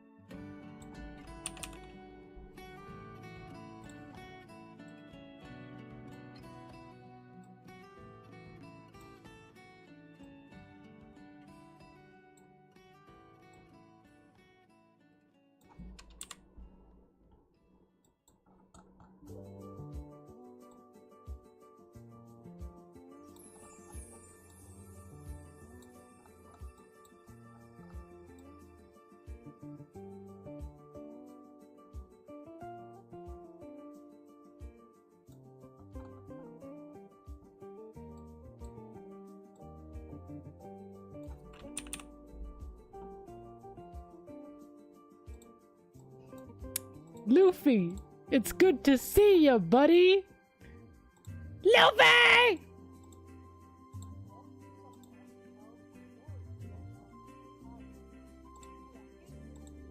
Save it!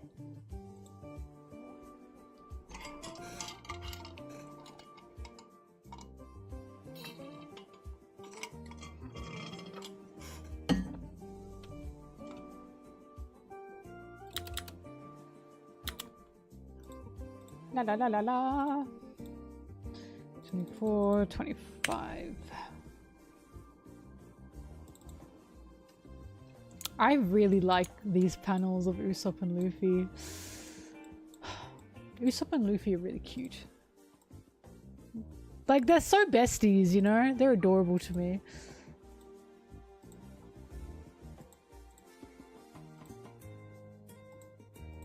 I just think it's adorable that the reason Luffy knows Usopp is because Yasop couldn't stop talking about Usopp to Luffy. And people want to tell me that Yasop is like a bad dad. And it's like, he clearly loves his son. The only reason Luffy knows who Usopp is because Yasop loved Usopp and was so proud of Usopp.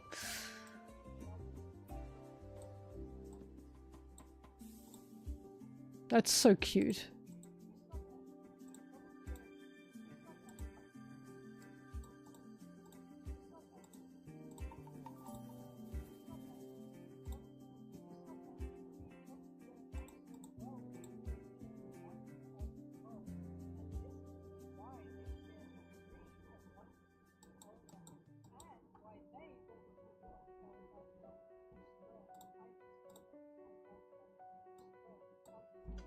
Usopp doesn't hate his father at all. That's just fandom pushing it. Usopp loves his dad. People want a scene of Usopp seeing his dad and going, "How could you leave me?" That's not gonna happen. Usopp loves his dad.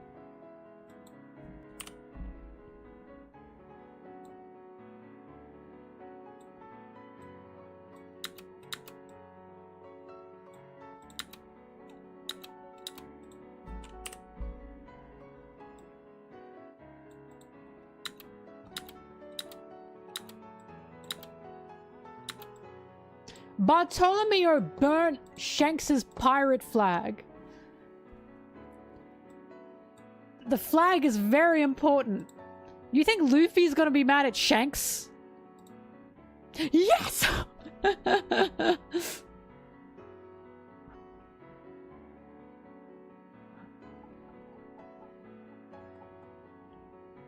But it's so clear, like we have been shown how important a Jolly Roger is to pirates, and Bartolomeo burnt it. I don't mean to be that person, but Bartolomeo knew what he was fucking doing. Like, an emperor cannot allow a pirate to burn their Jolly Roger and just let them go. Are you kidding me? Imagine what Luffy would do if someone burnt his Jolly Roger.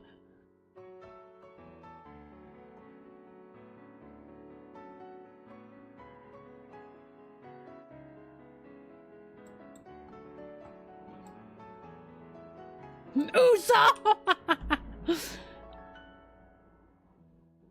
But I like Barto.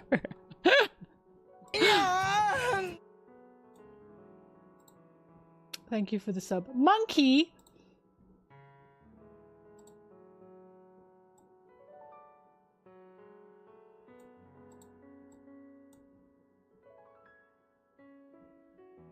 No, it's crazy that people go, "Oh, Yasop, deadbeat dad, blah, blah, blah." When Yasop's whole thing is he's following his dream. And he was also encouraged to follow his dream by his own family. His own wife was more than happy for him to pursue his dream. And Usopp admires his dad for pursuing his dream. That's the point! And people want to turn that around and go, "No, actually, he's a bad dad." Yasop was pushed by the people he loves to follow his dream. This wasn't Yasop just running out one night.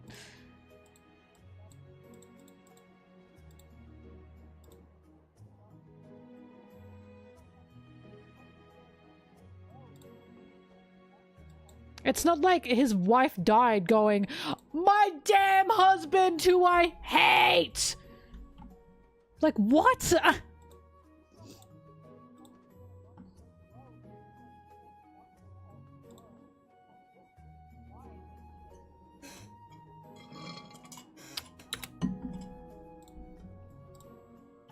Yasop even says, "I miss my family every day. I miss Usopp every day. But the seas were calling me." Because it's a showing of you're allowed to chase your dreams. Especially if the people you love want you to. Hang on, I want pasta. Give me a sec, I'll be back.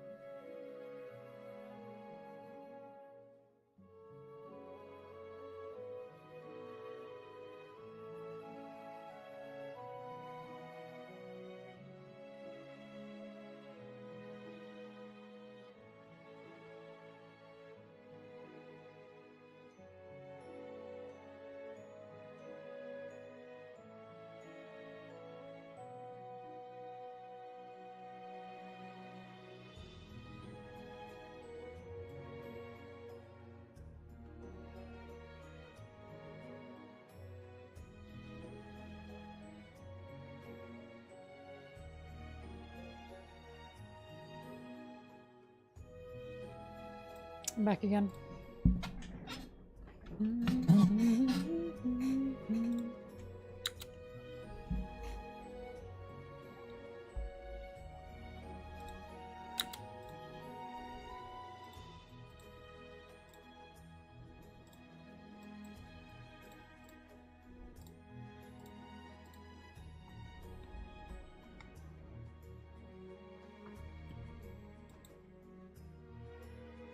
Oh, what pasta I'm eating? Feta cheese, mozzarella, tomato, spinach, broccoli, olive oil, and chili flakes.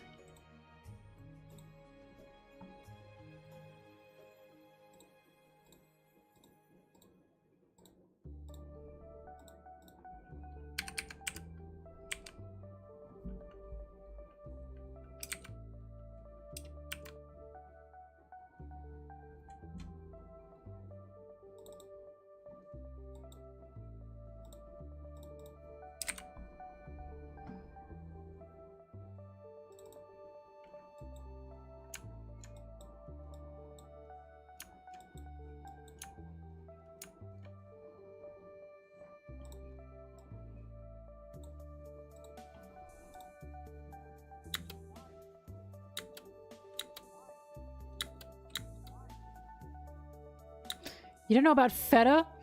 Zim, stop talking. Feta's like a top 3 cheese.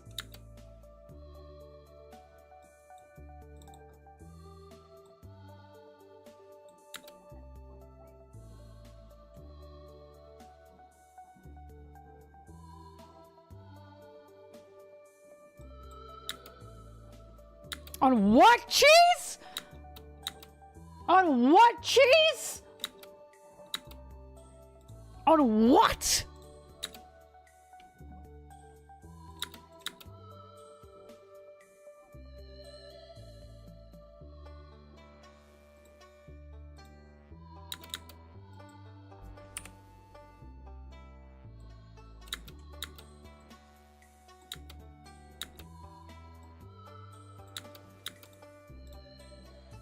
Top 3 cheese.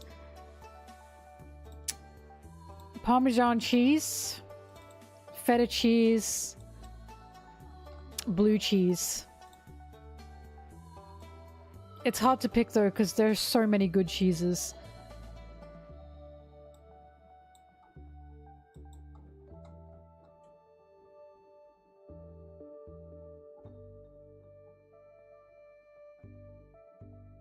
I'm not big on goat cheese. Controversial opinion, I'm not big on goat cheese.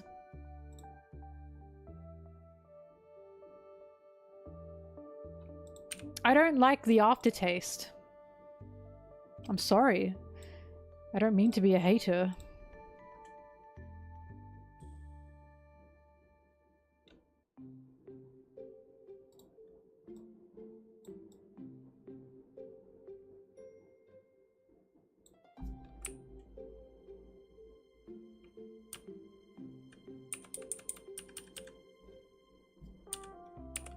You know what Zim likes? Maraschino cherries. Like the devil.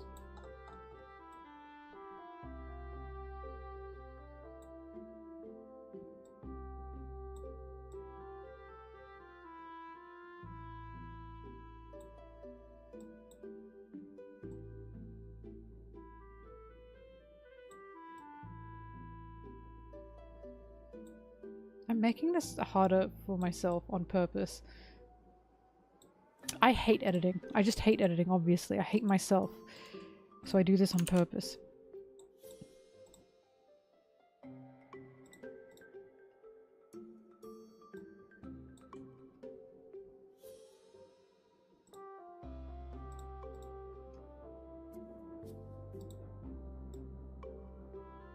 Yep.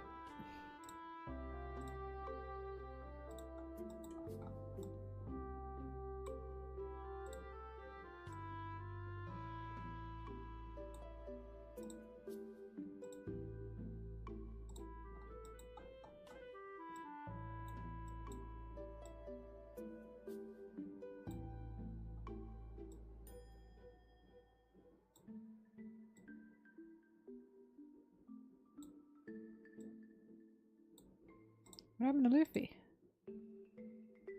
Huh?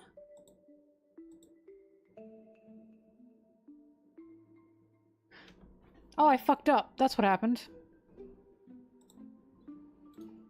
Oh, I'm a fuck, that's genius. Why didn't I think of that? God, I'm stupid.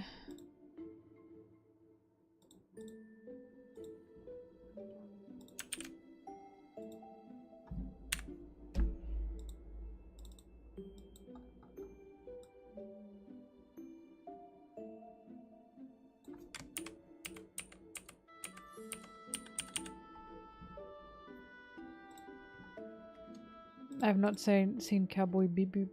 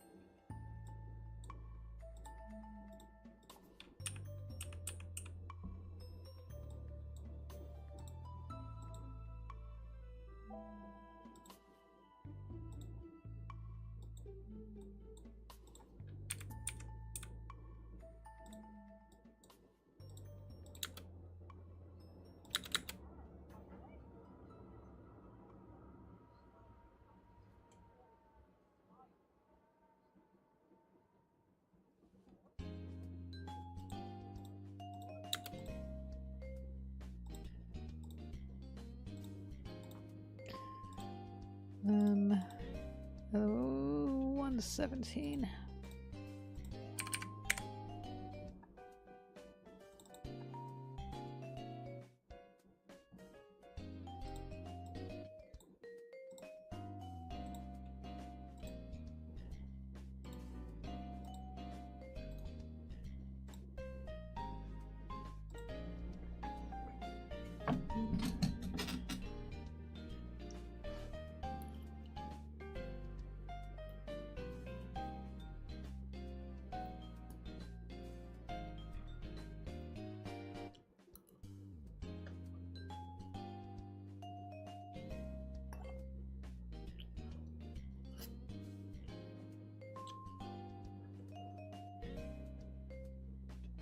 Kids on the Slope is one of my favorite animes ever.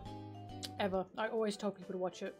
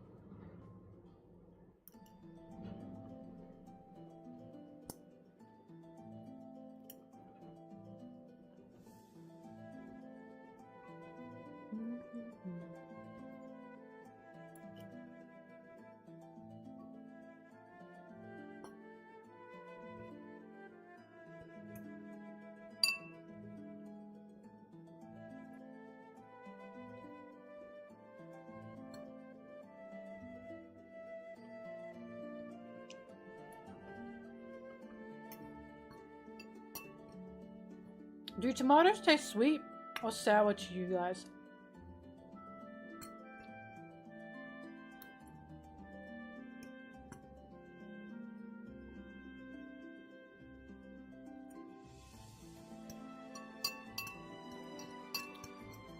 Wow, really? They're sweet to me.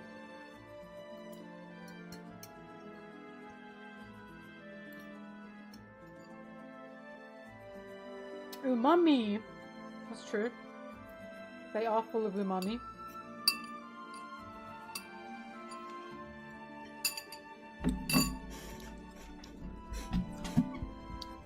I don't like tomato sauce.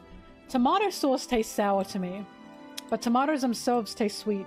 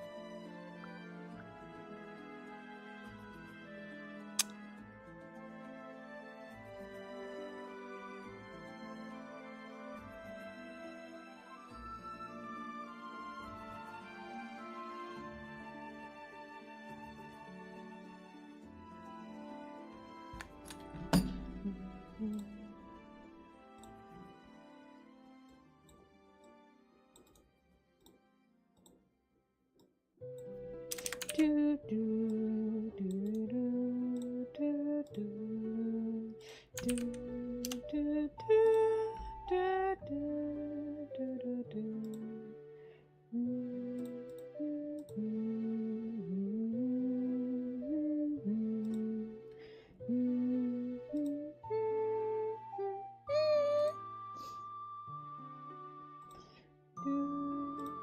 do, do, do, do, do, do, do, do, do, do.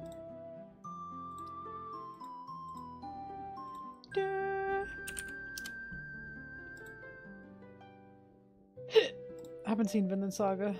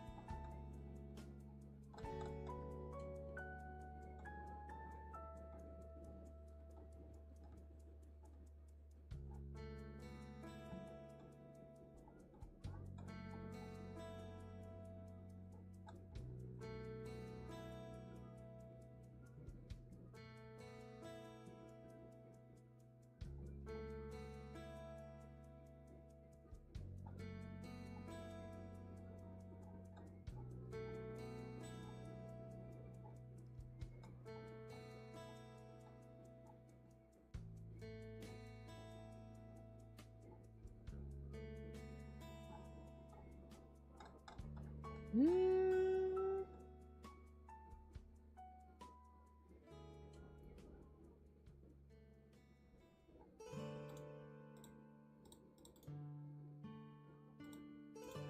Ah! Oh my god! What the? What was that?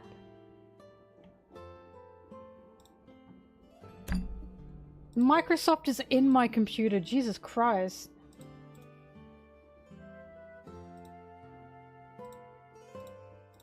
Scared me.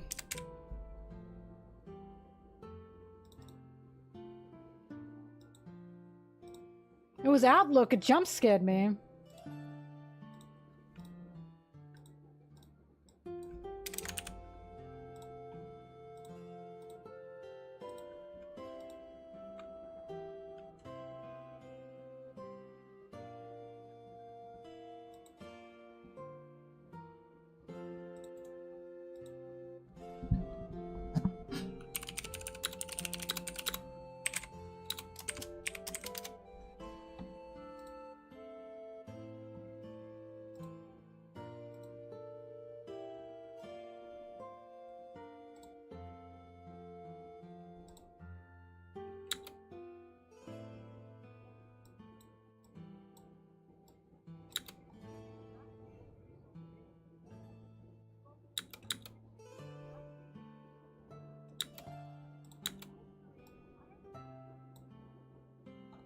Hello.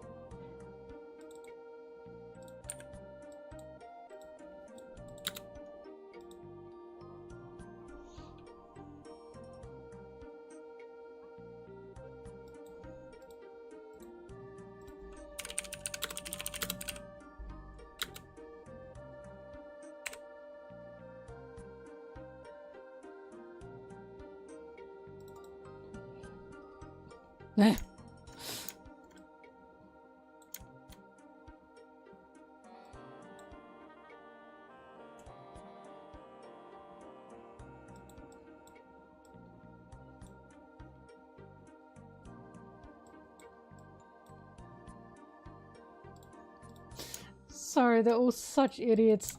The only problem is that being tough doesn't make the cold any easier to deal with.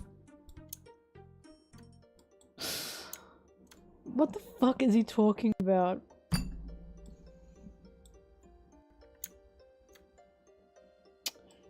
Man, this is a very good panel.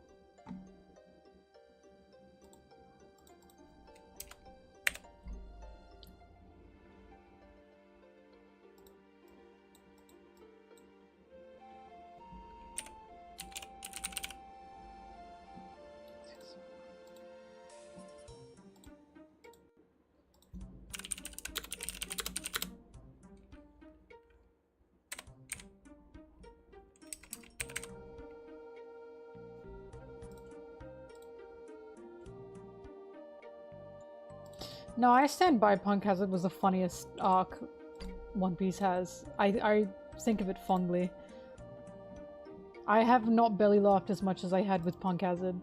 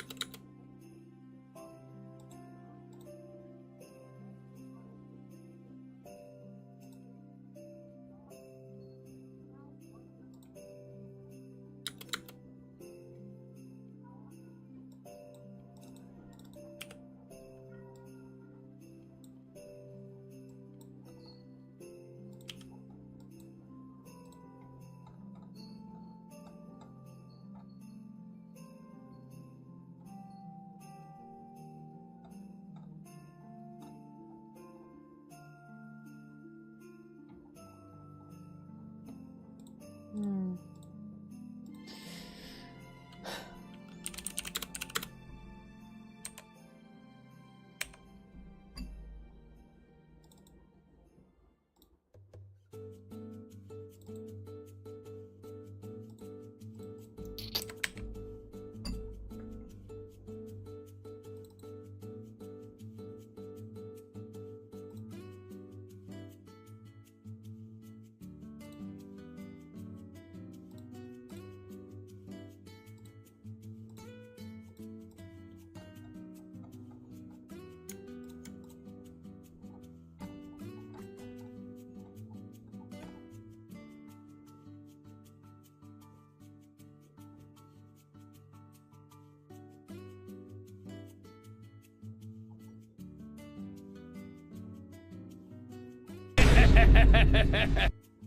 Sorry that didn't work.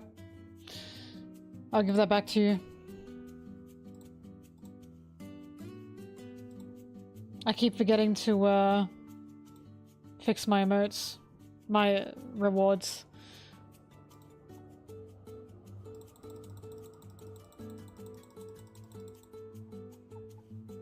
No! Oh, you bastard.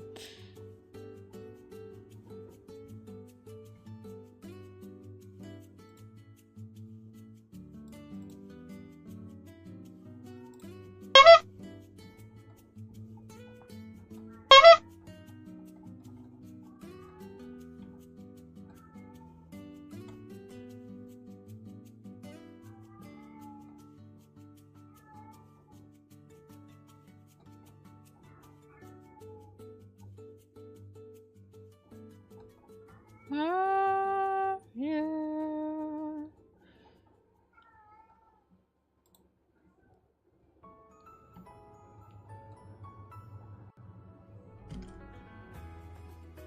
Hi, Popping! Hi, Popping! Hi, Popping! Come up.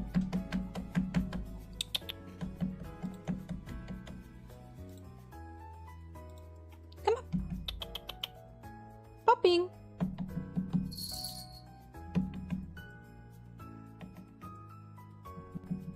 Come on.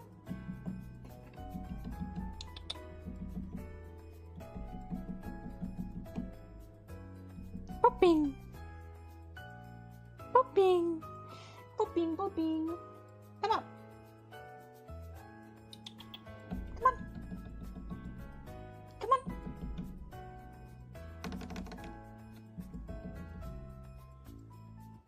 Why hate me? Come on. Yeah. Hey, popping. Hey, yo.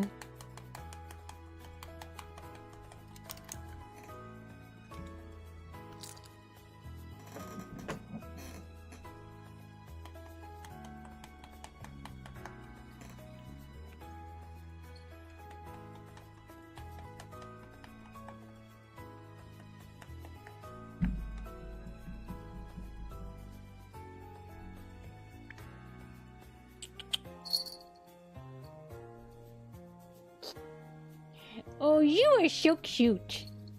You are so cute.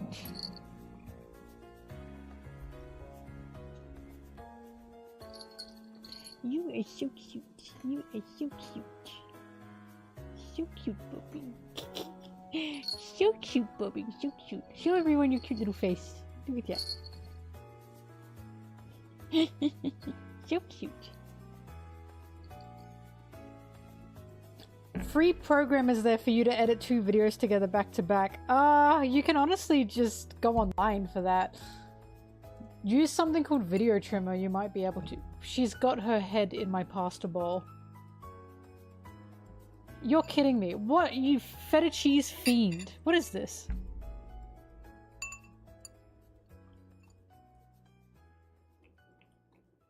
I need you to know that's feta cheese, mozzarella, spinach, olive oil, and chili. I think she likes chili. I've never met a cat that likes chili, but anytime I have like a hot dish, a spicy dish, she wants some. And she doesn't usually eat people food. She hates people food. Is that good? Is that good? Not too spicy? Hey? Is it alright? Do you want any more or are you done?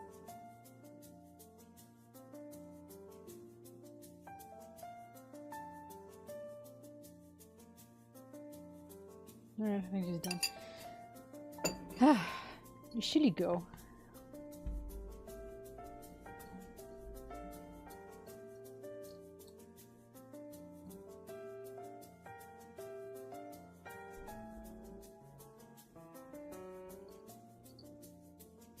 Little freak she is. This nearly sounds like Snoopy music.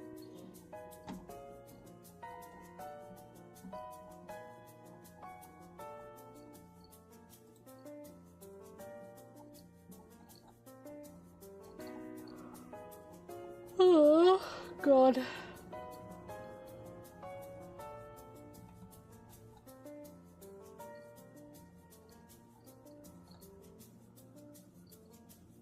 Why is Sanji standing like that?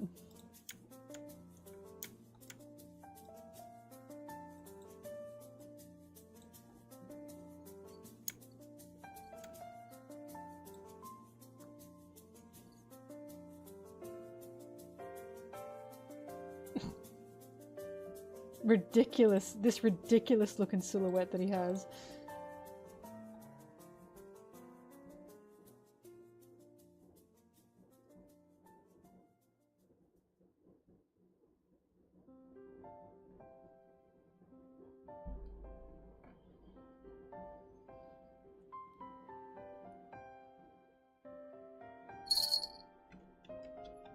Bye, Bobbing.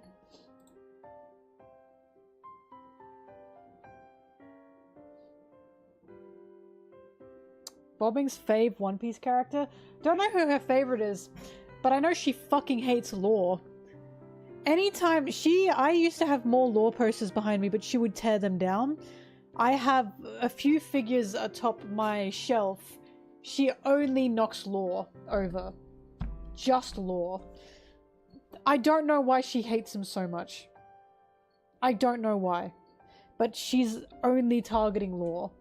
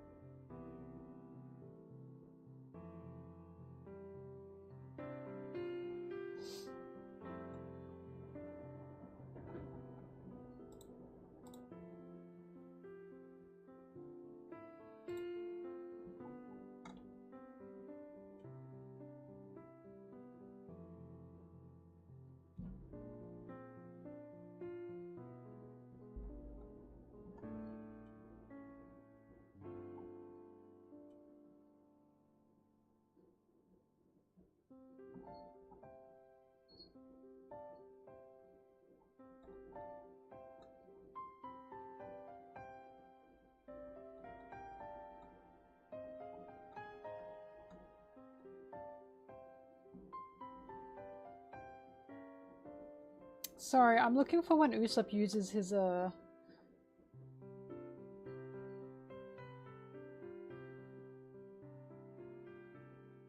when Usopp uses his, green grassy wolf star for the first time. And I know it's in the Fishman Island fight, so I'm looking for it.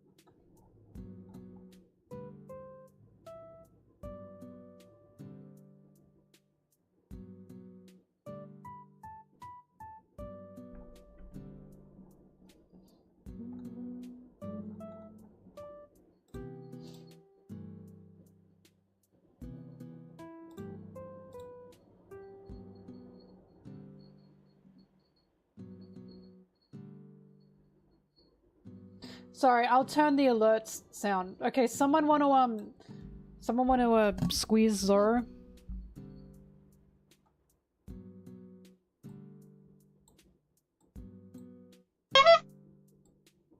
How was that?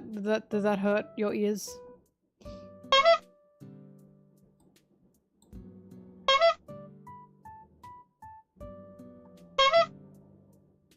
Is that still too loud?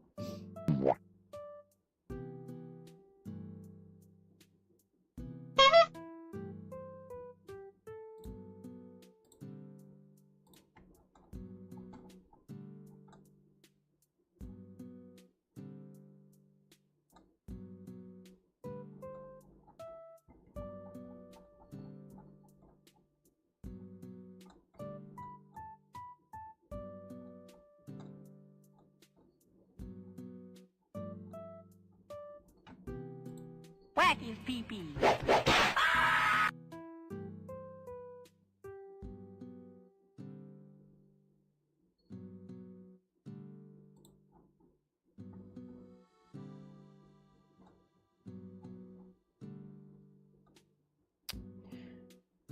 Where the hell is Usopp using the grass wolf for the first time?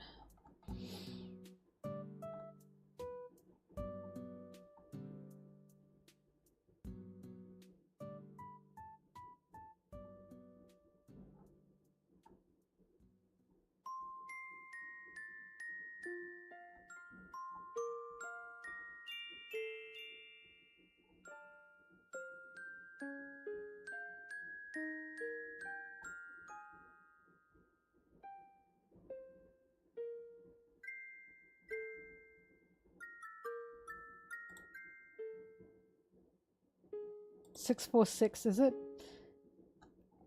I swear I just looked at that and I couldn't find it.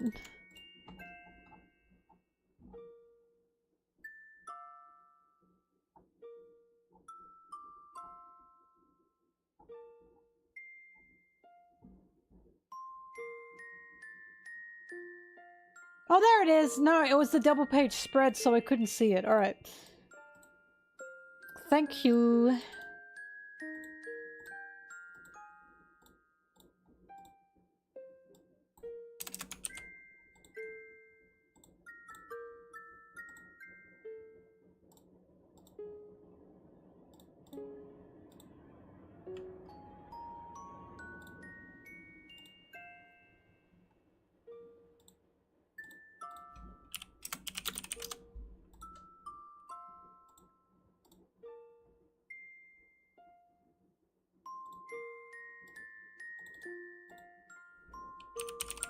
Oops.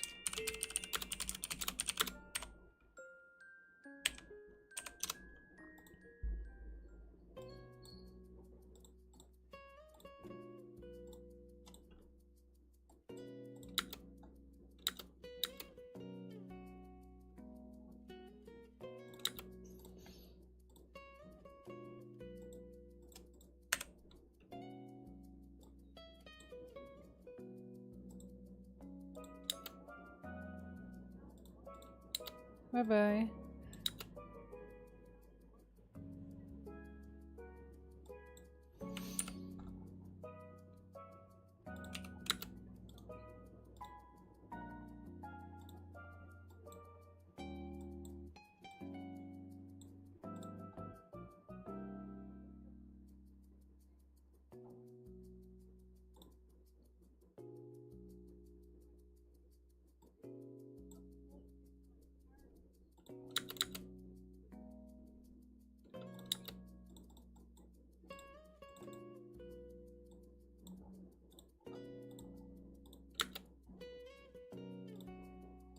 Bobbing! She's just sitting there screaming. Ah. What do you want? I don't know. I don't know. I just want to meow. Scream.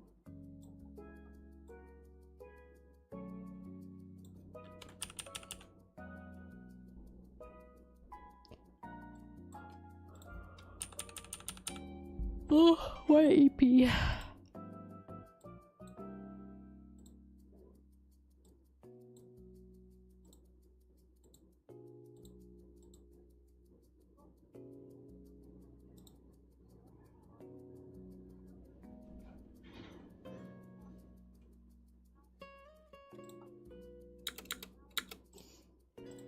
Da, da, da, da, da.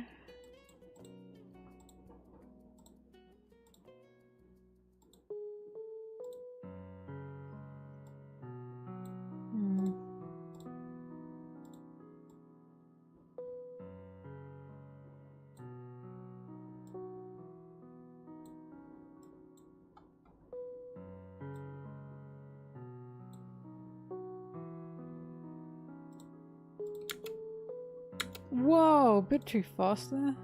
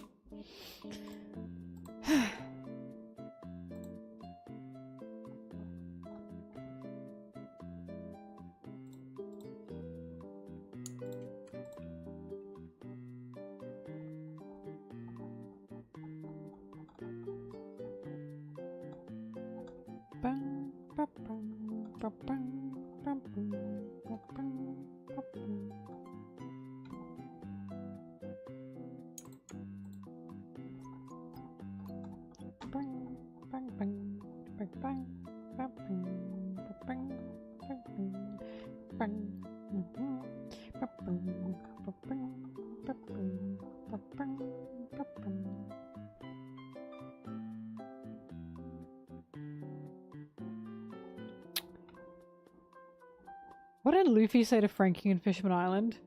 Oh, you're the big brother of the ship's uncle. Something like that. What the fuck did he say? It was unintelligible. And I'm thinking about it now. So the ship's the big brother of your friend. Something like that. You're coding Tom's big brother. Is that what you're coding Tom's brother? Something like that.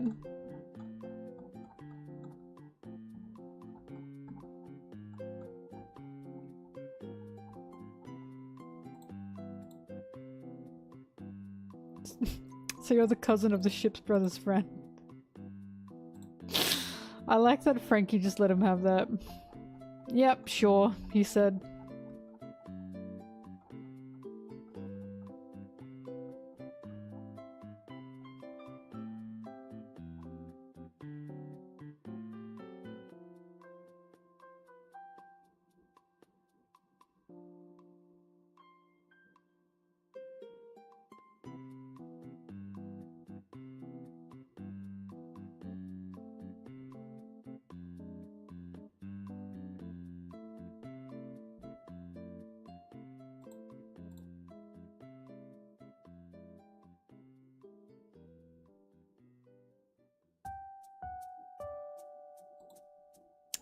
I don't want to talk about 1143 because spoilers are out. So, I'll leave it.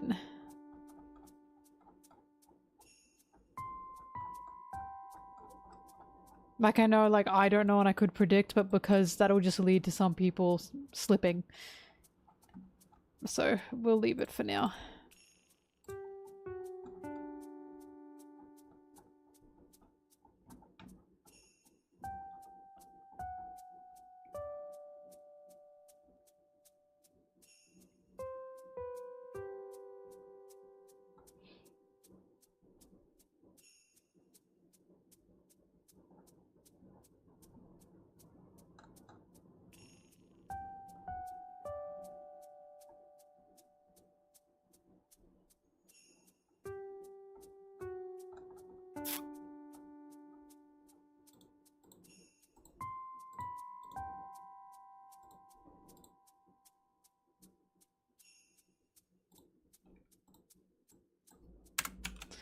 Well, so hi Anna.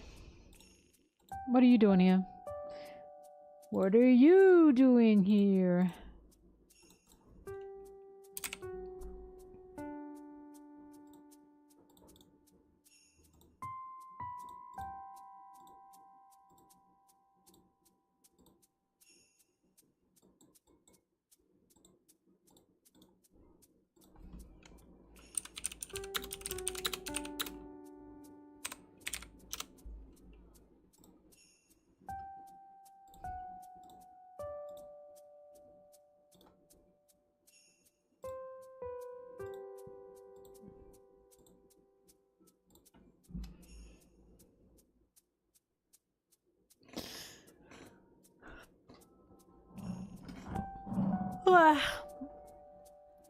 Mood of you.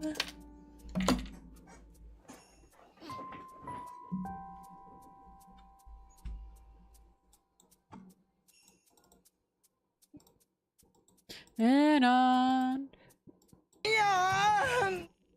Check out Hunter x Hunter. It's more brainy than One Piece. Tilda sent via throne.com. Wow, thanks Anna. Really appreciate that. Really appreciate that, Anna.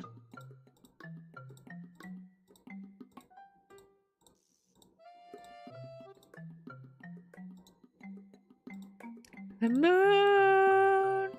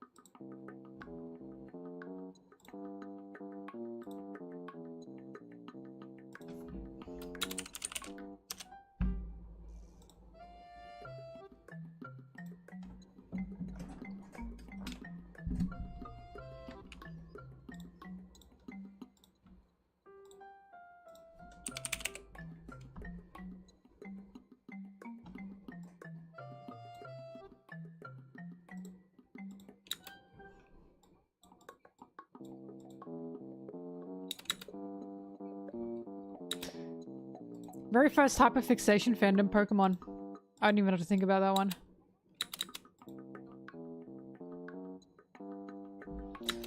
Pokemon AMVs were the first AMVs I ever made.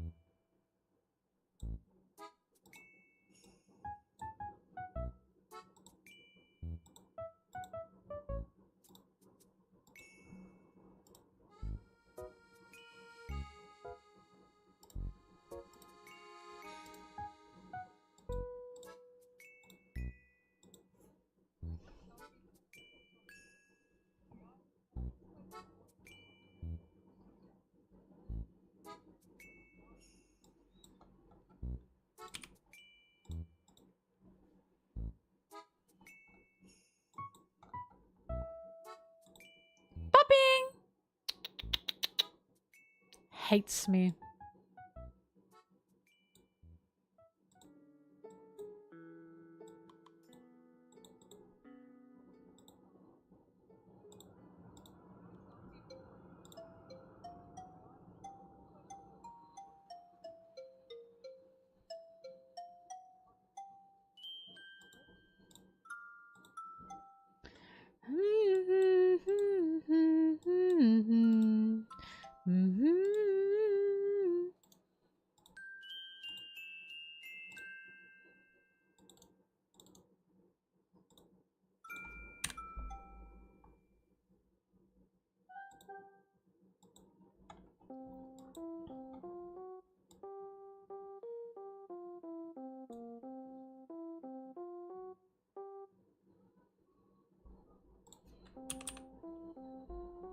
More than reckless mornings.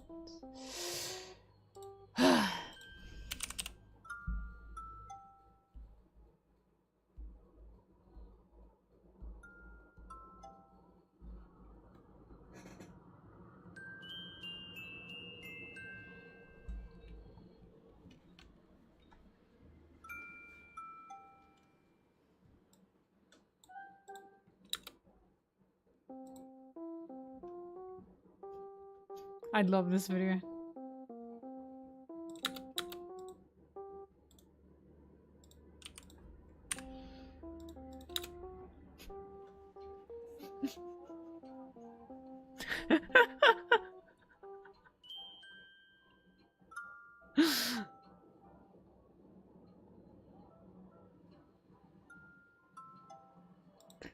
Listen, I'm not pro-gun at all, but I kinda want it.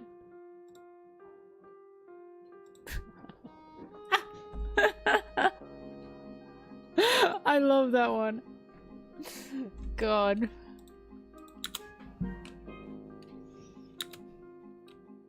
There is no context. He just has a pink gun with a little plush on it.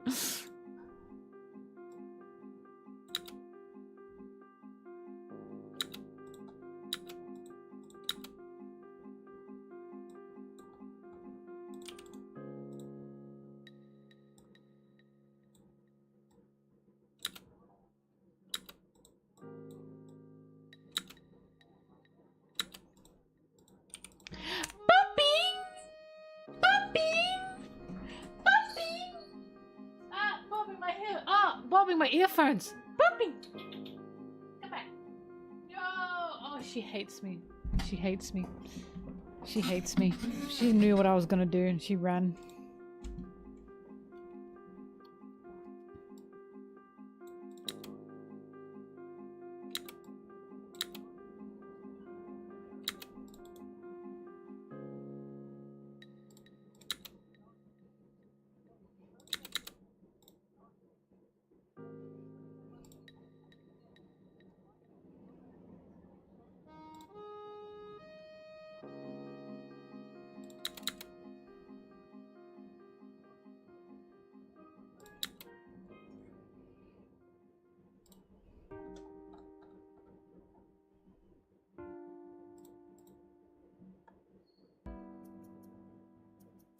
This is a really good Usopp panel.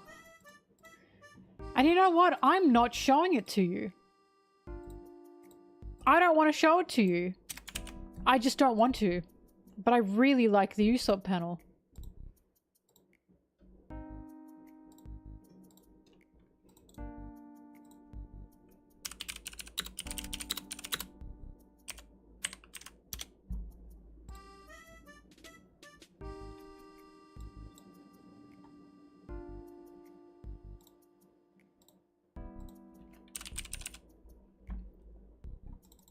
Anyway, here's a panel. This one. Usopp's sexy. I'm sick of pretending he's not. I think Usopp's really sexy. When he came back in the time skip, I went, oh, like his upgrade was crazy. He came back sexy. And I stand by that.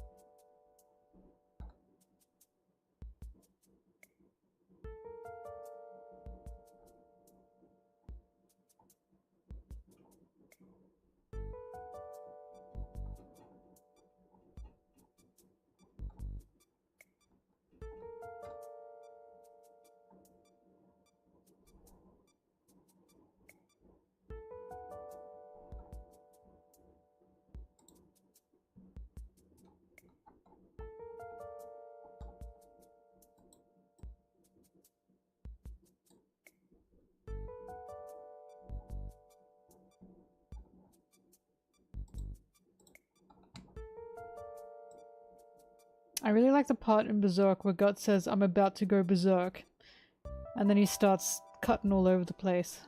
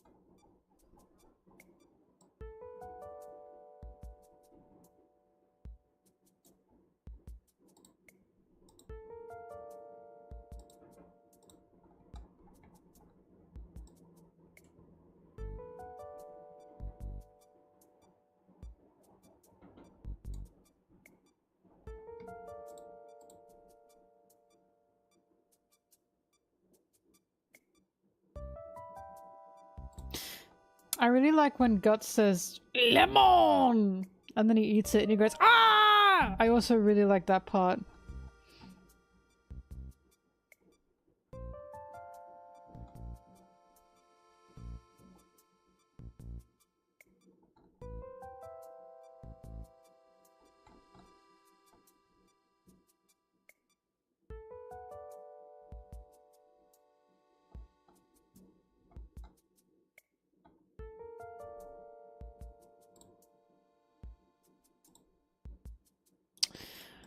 Not finding what I want.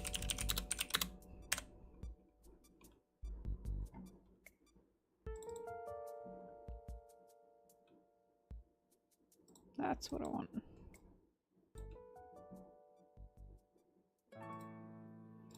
My favorite part is when Griffith says, Garfield, you are one funny cat. Oh my god.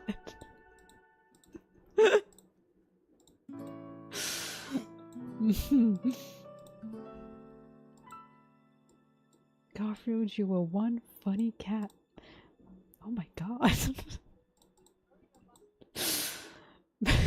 Sorry if you don't get it, but it's funny to me.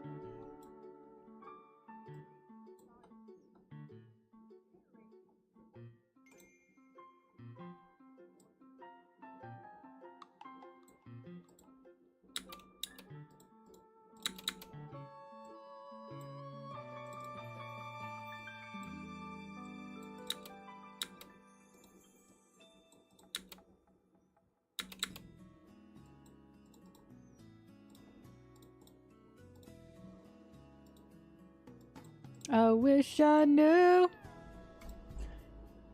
I wish I knew you wanted me. What you do? What you do?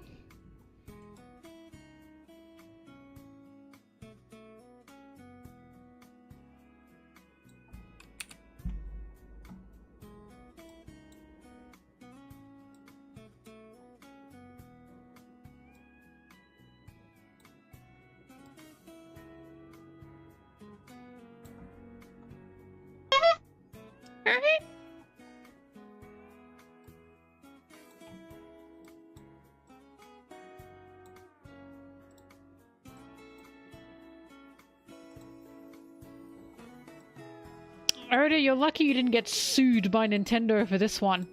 Because that's a piranha plant. If I've ever seen one.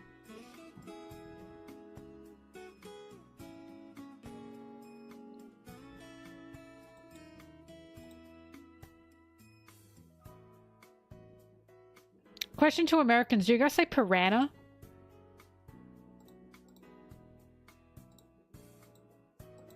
Piranha? Then why do you say plant? So you say piranha, but you don't say plant, you dumbasses. Piranha plant. What is wrong with you?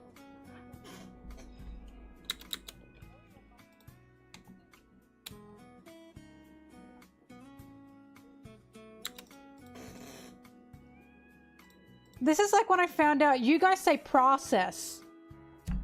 Process. You don't say process. I say process. Process. Because my friend Anna, she was laughing at me because no. She's like, you put an R in there. And I said, okay, say process for me. Process. P-R-O. That is pro. You cannot be making fun of me. You can't even say process. Process. Where's the pra? Where is the ra in that? It's pro. Dum-dums. Process.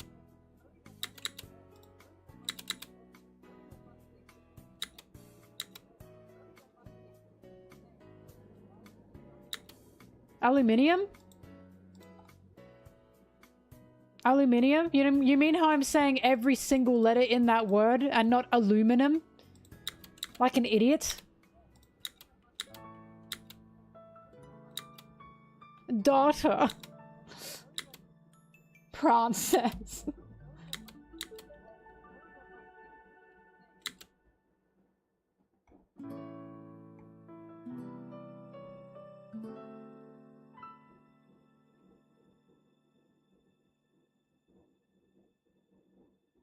Aluminium.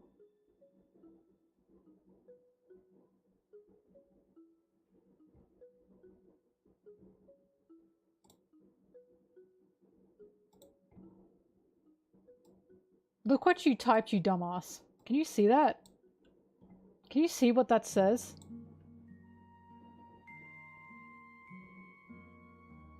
Are you stupid?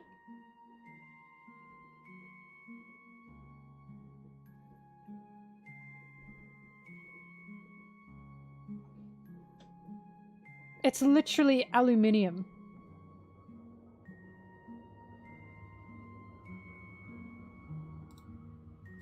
Foolish person.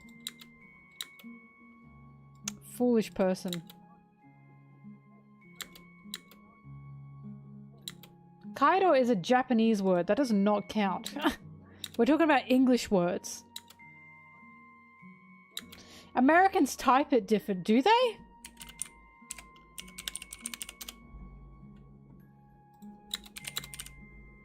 Oh my god, they do too! Why did you guys take out the I?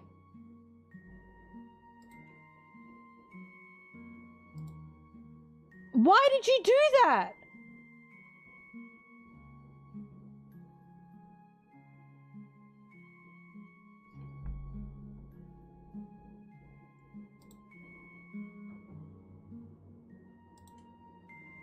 Why do you guys spell it without the I? I also didn't know there was a difference.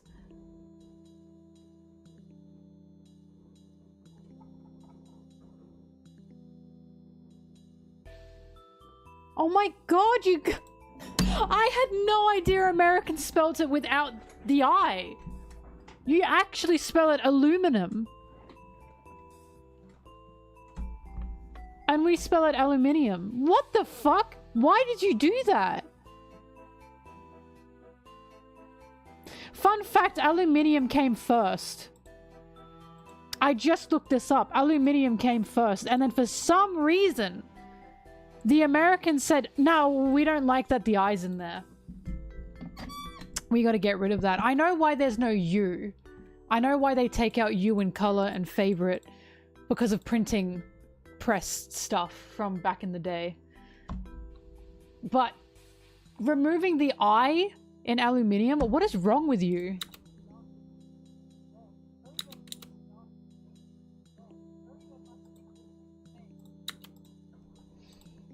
It's cultural, mate. Yeah, well, it's stupid. We're just gonna take the I out just because we can.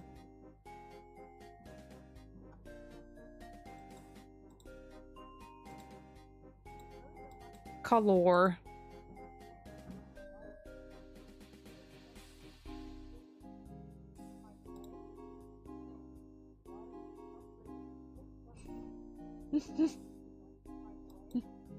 I had no idea that it was spelled differently in America. This is shocking to me. When Brigley said there's no extra I thought they were fucking with me.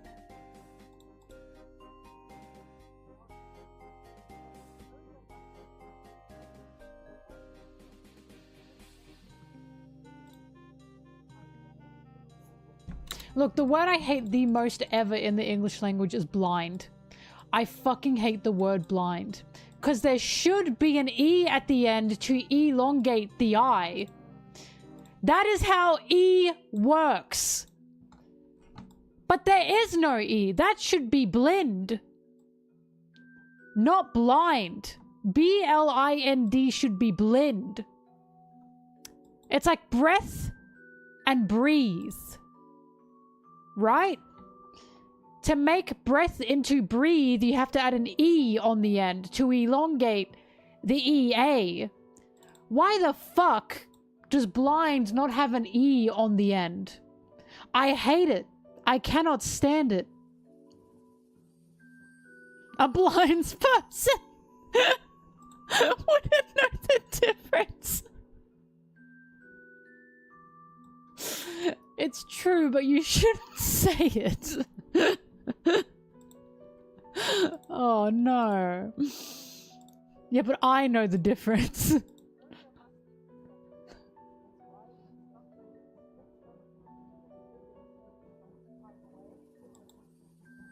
We spell blonde with an E in Australia. I think you guys spell blonde without it in America.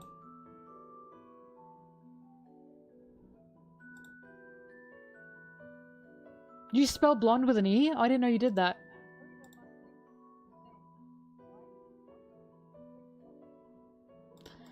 Blonde's a French word, I believe.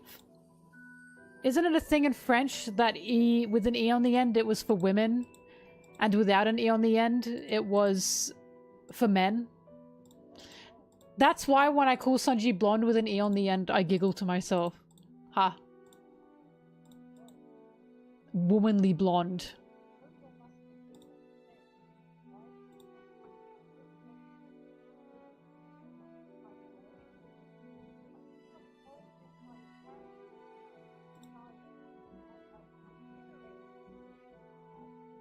I've thought of learning Italian, but I'm not there now.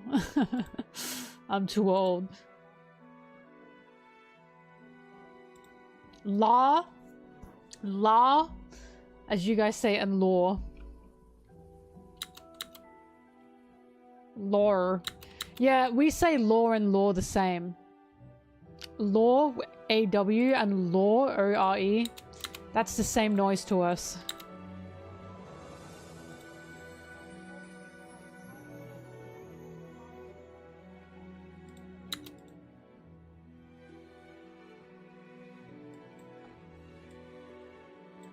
Yeah, cool. And cool. I'm gonna take a cool. Wow, I'm so cool. A cool and cool. There's a bit of a difference. Cool. I'm so cool. And then I'm gonna take a cool. Okay, you got me there. The funniest one for me is Saturn and Saturn.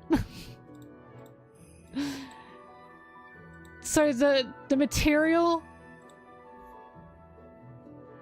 Saturn and then the planet Saturn. It's the same thing. It's the same thing. Because you just go, you guys go Satin and then Saturn. And we're like Saturn and Saturn. Who cares? Who gives a shit?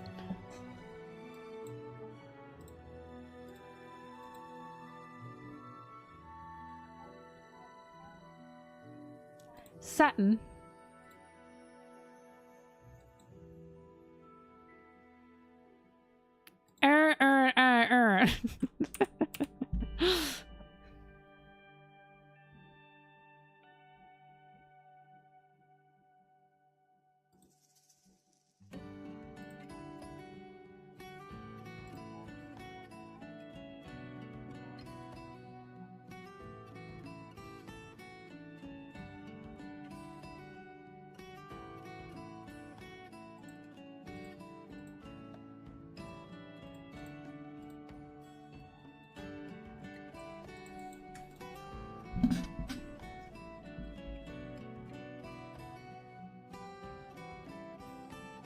Fart and fort.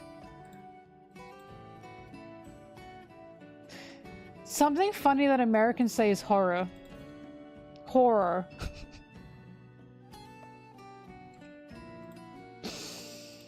That cannot be real. Horror. Horror.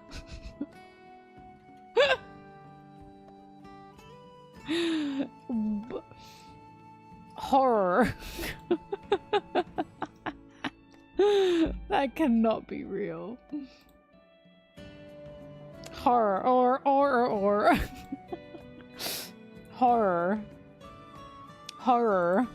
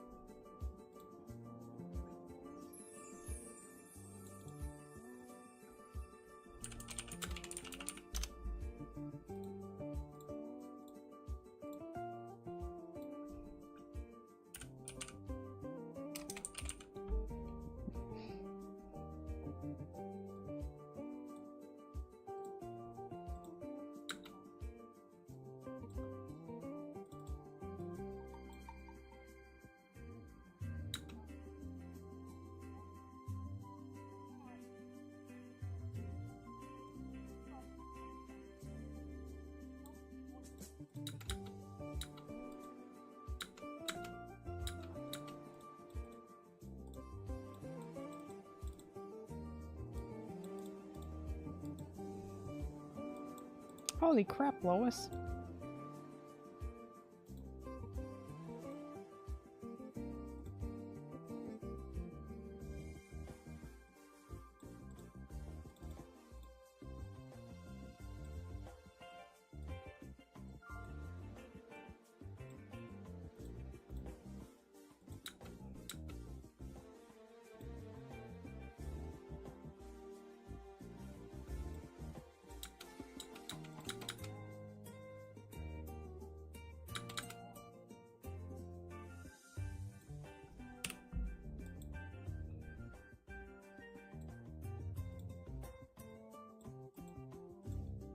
Get done.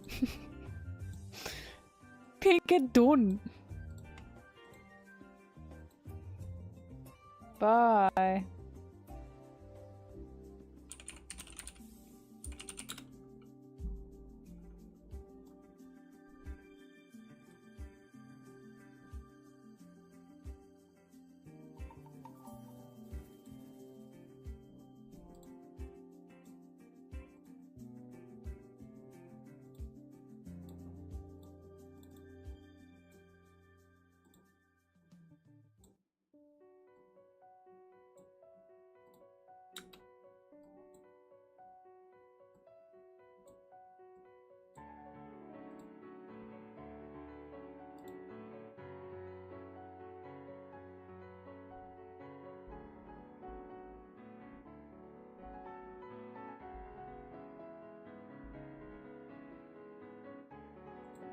Process.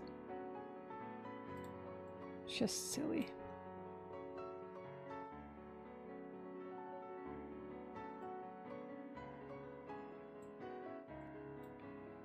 Zim, can you ban Brigley? Thanks.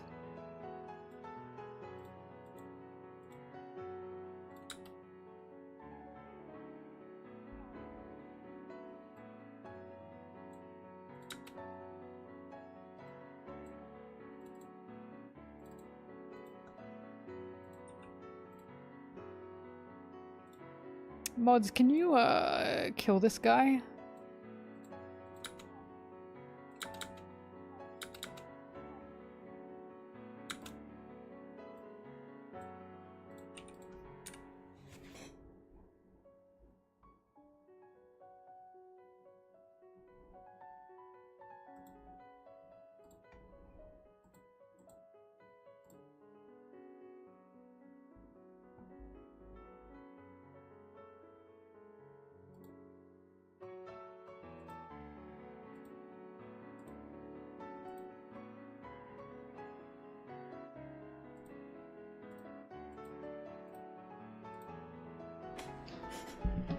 La la la.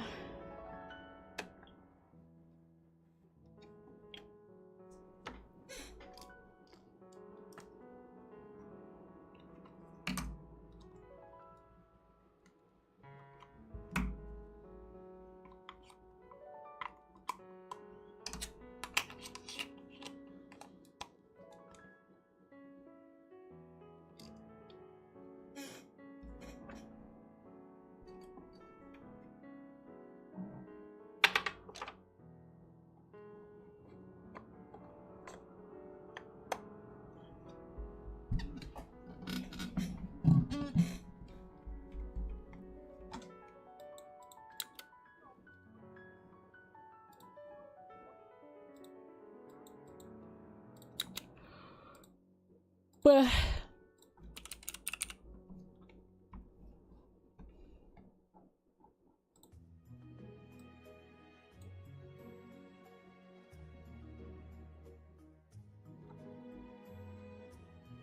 can you ban Wrigley for longer this time? Like 5 minutes? That would be appreciated.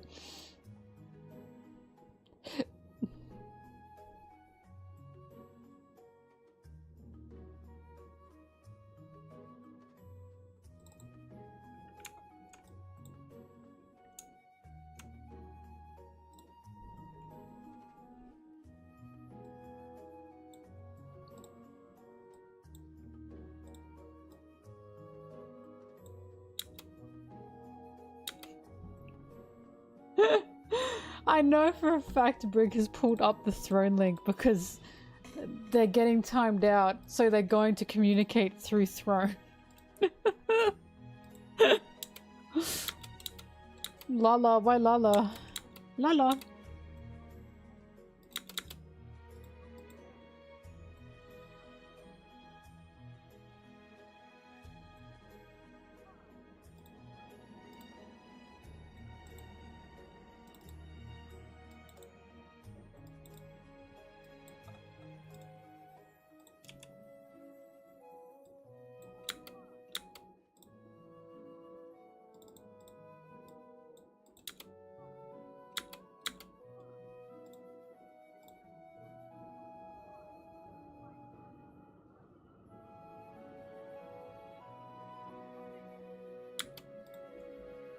La la la la.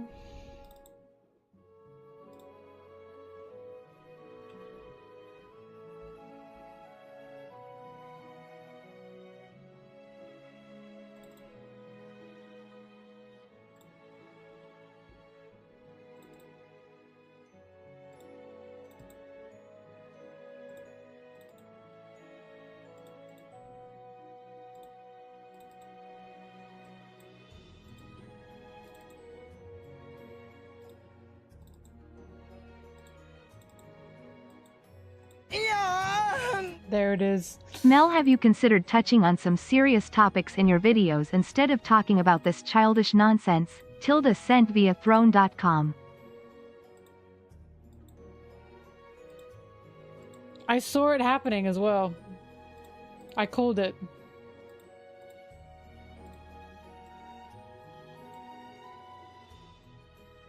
Sorry, I called it.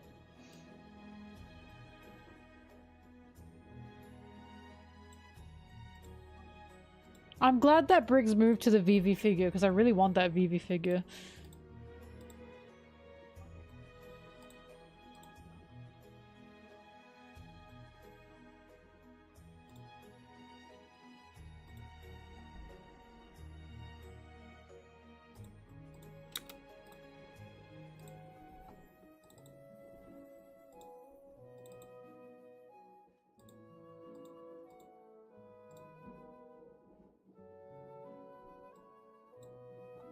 I have to keep banning Brig so they keep sending money for Throne.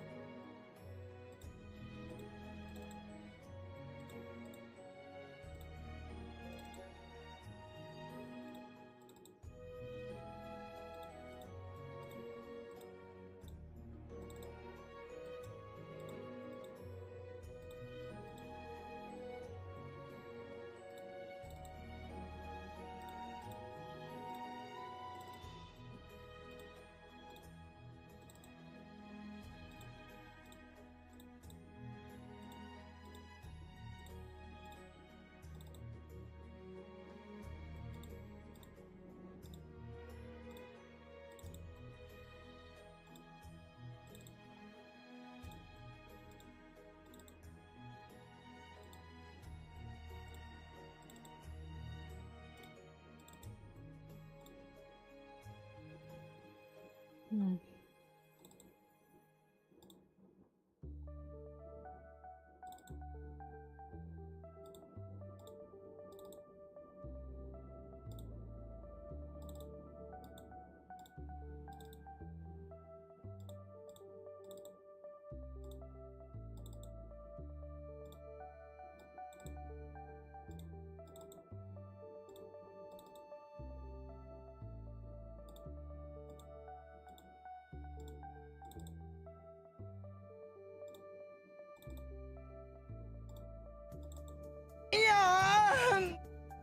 Mel, for your birthday you should make a good video for once. Tilda sent via throne.com. Sorry, how much did you donate there? The goal amount for your crowdfunded gift has been reached. Tilda sent via throne.com. Brig, I hate you, but I love you. Thank you. Where are you getting this from?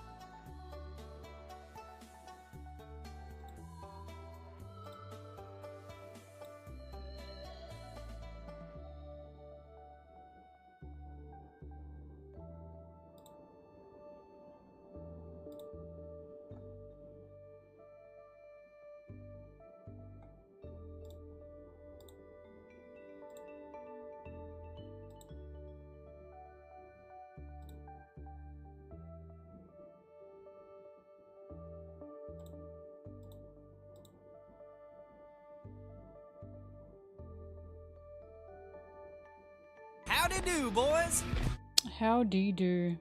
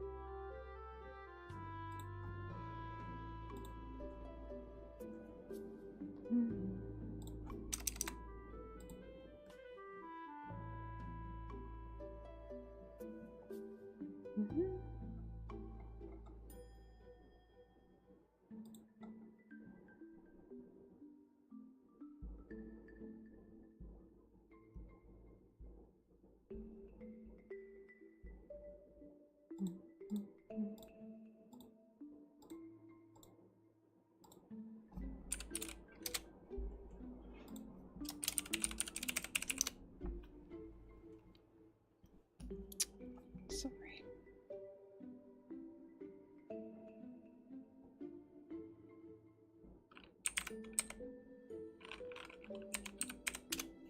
I wonder if some people join while I'm full screen like this and they're thinking, what is this? What the hell is this stream? She's just sitting there.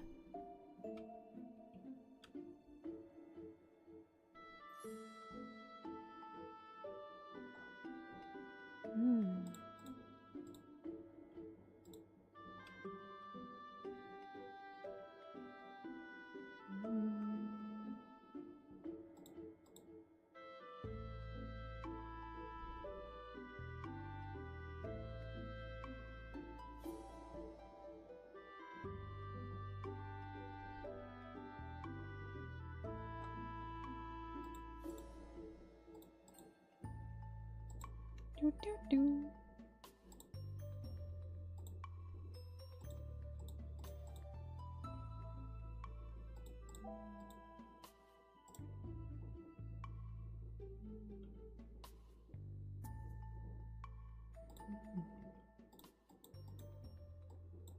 That's right, I was looking for music.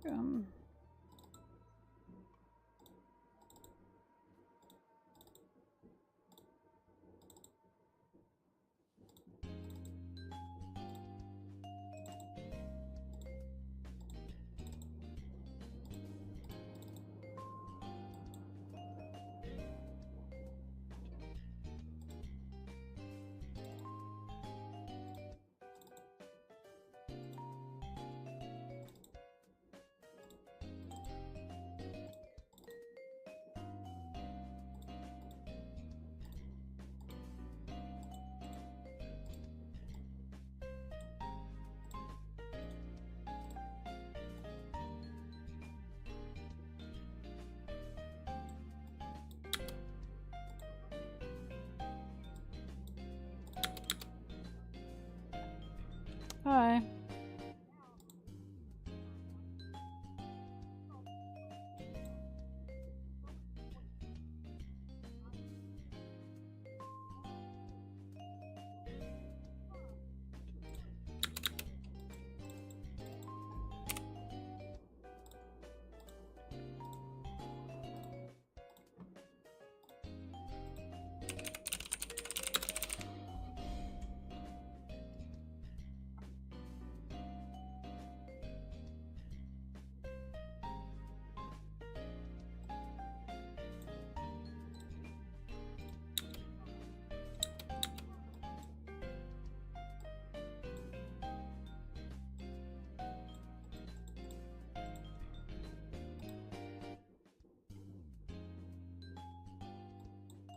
Oily crepe.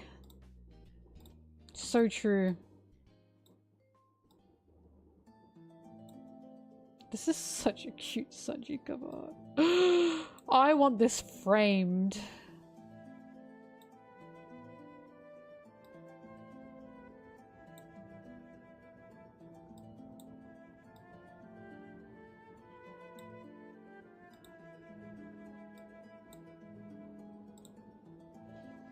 Well, I want the one with the rodents. So what are we meant to do about that, huh?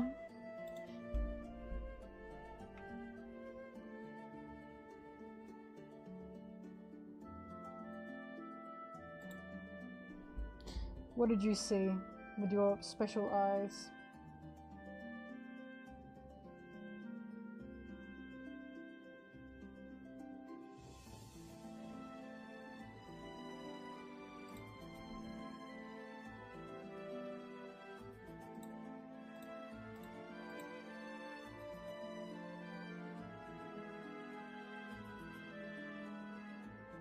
A lot of One Piece cosplayers.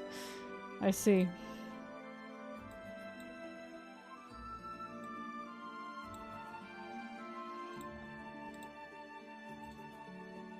Popping! Oh, I think that was Mary.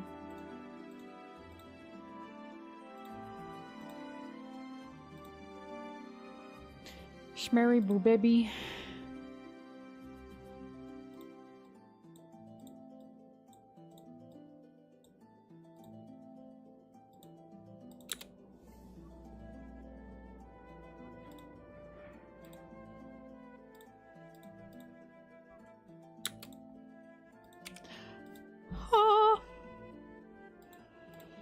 I wish I knew.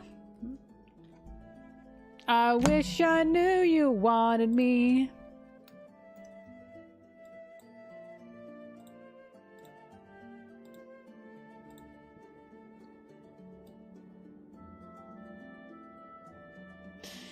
What you do? What you do? Should have made a move. Is it too late to pursue? I bite my tongue, it's a bad habit.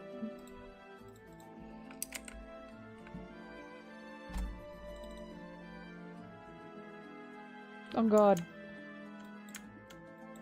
This is foreshadowing for how he's going to meet the most fucking annoying swordsman of his life! Just letting you guys know. That's what I think is happening.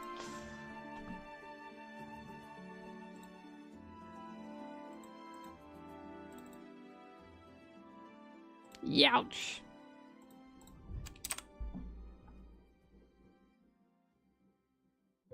Where's baby? There he is. Aw. Ooh, ooh, ooh, ooh, ooh, ooh, ooh. Ee, ee, ee. Ee, ee, ee. Ee, ee, ee. Do do do do do do do do do do do do do do do do do do do do.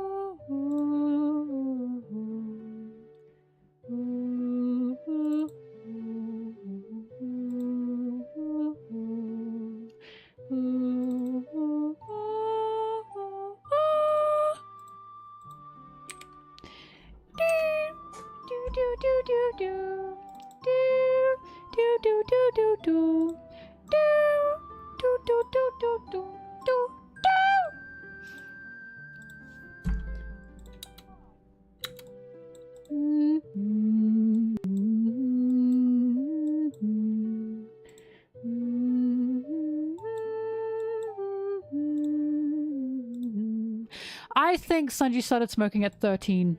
Makes the most sense to me.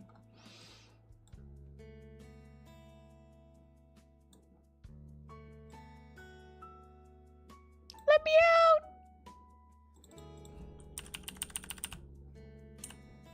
out! Ow. Where's the other one? There it is. Way cooler. If I could write you a song to make you fall in love, I would already have you up under my arms. You think you're cooler than me.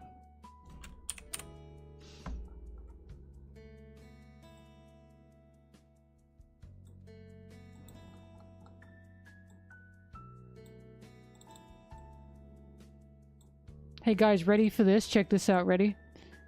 Bam! Bam, bam, bam. He's clearly so much happier here. Why isn't he thanking Judge for making him strong? Sanji, be a man, you know?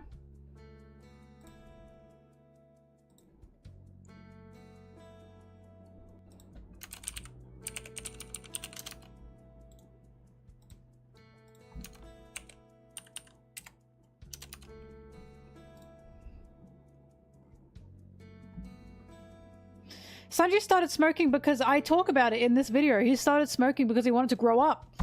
Because he was a shrimp on a ship full of grown, hairy, stinky men. And he had a complex about that. So he was trying to grow up fast. But he's still a kid.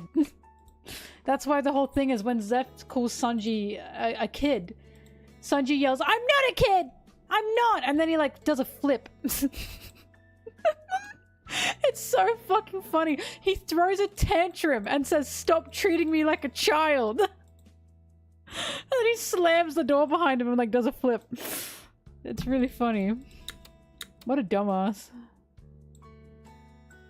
He literally had a teen angst moment and said, "Stop treating me like I'm a kid."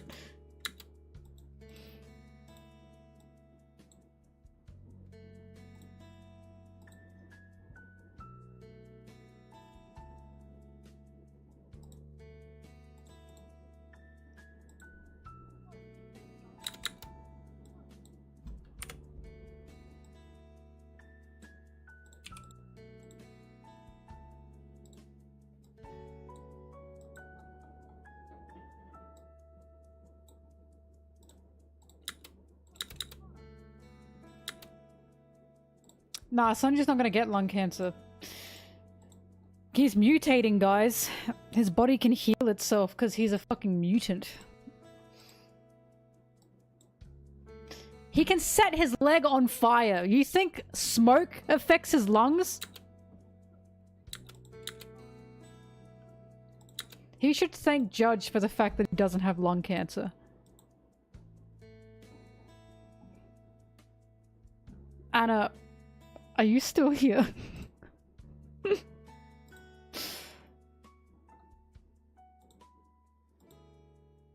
Okay, I won't say it then.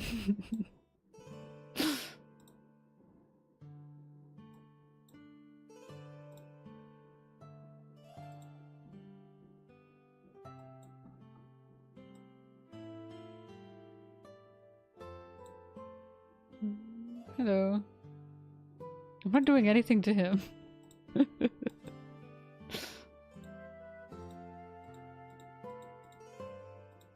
I thought it was cancer. Cancer? I thought it was... Anna, it's in my head.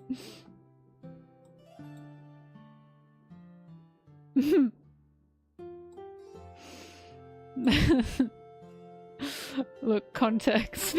I have to tell them, Anna, I'm sorry. Do you guys know the comic of Sonic where it's like Tails? Good gosh, man, you could have died. And Sonic says, dying? What's that?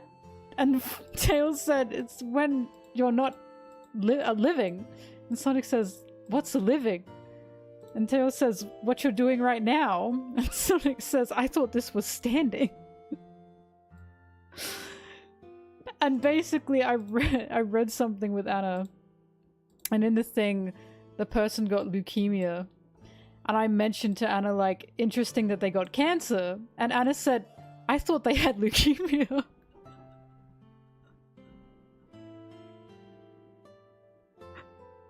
And now I cannot stop going, cancer? I thought they had leukemia. In the same Sonic, in the same way Sonic said it in the comic. I thought this was standing. That's not what I meant. Oh god. Sorry, it gets me so bad, Anna. I'm so sorry.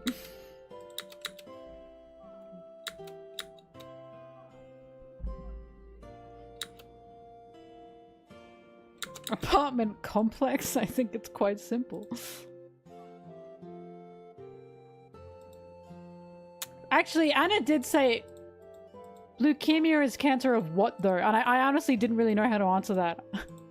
I said, I don't know, I think cells.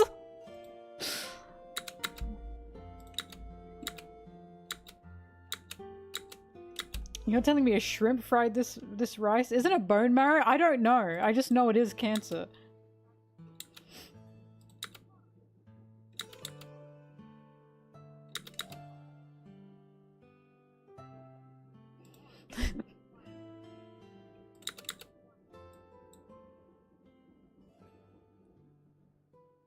I thought it was cancer.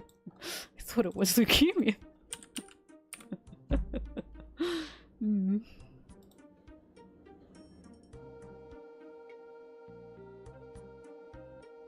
Yeah, Anna, I thought about that, but I'm not making a fancy edit, so I'm not doing that.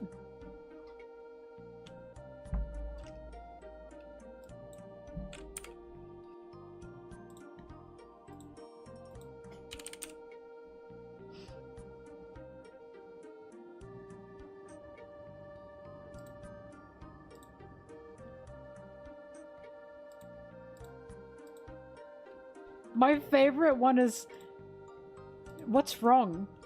Migraines. Your grains look fine to me. What's wrong? Why are you sitting down? Migraines. Migraines.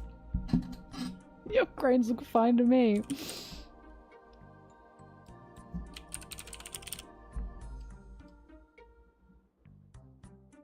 Oh my god, do I not have the sad Spider-Man?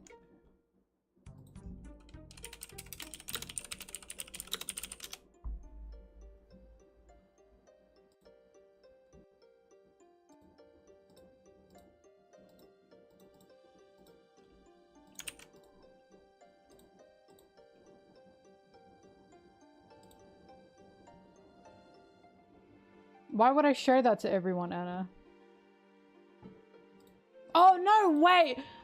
There is... You can show... Okay, send that to me. I see a way. I see a way. You can send it to me. Basically, what Anna's gonna send me is a joke that I didn't get.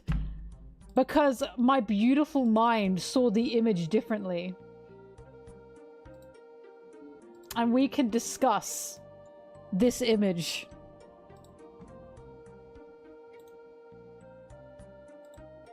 Hang on, let me finish this first.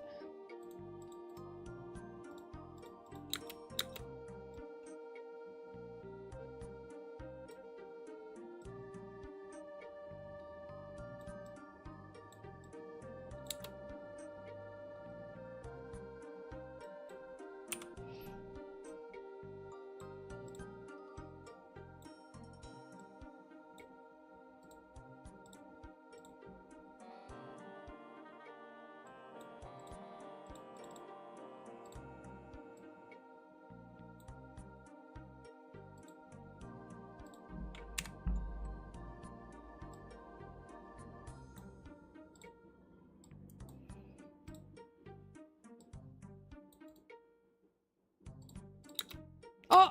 What just happened?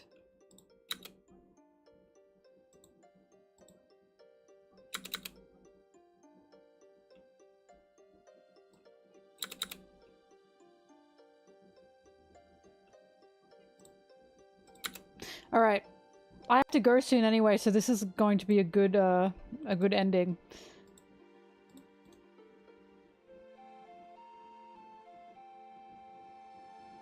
How the fuck... Hang on. It's not an image. Do you have the image, Anna?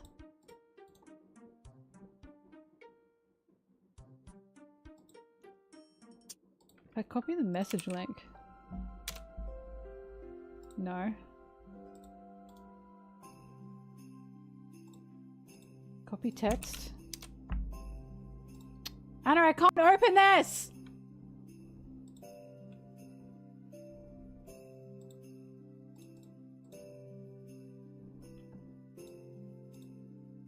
There we go, thank you.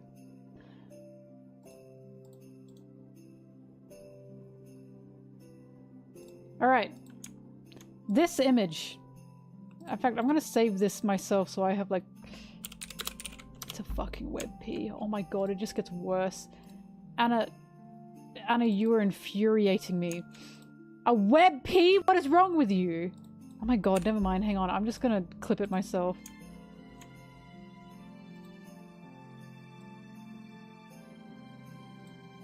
Alright. Let me finally show the image. You screenshotted it and you got a WebP. What is wrong with your phone? This image.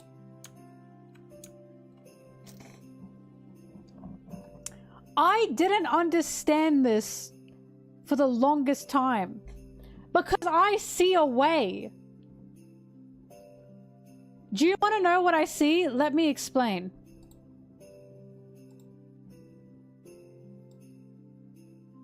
What I thought was happening here was this was like a hill.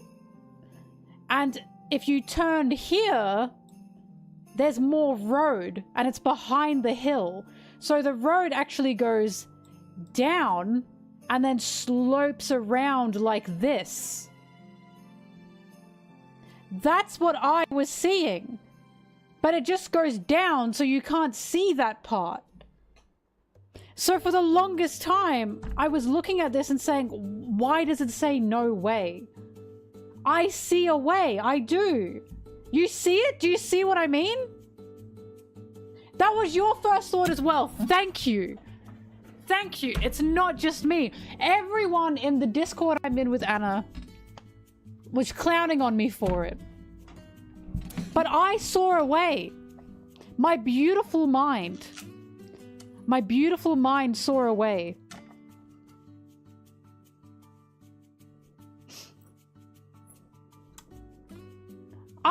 I see a way. I honestly see a way. I see it as the road is going down and to the right. But yeah. That's all you need to know. No way. I'll accept being the odd one out. You think I'm crazy? I have such a beautiful mind. I have such a beautiful mind. And I'm clowned on for it because my mind is so beautiful. Because I see a way. When no one else sees a way, I see a way. You know? And that's what matters. Anyway.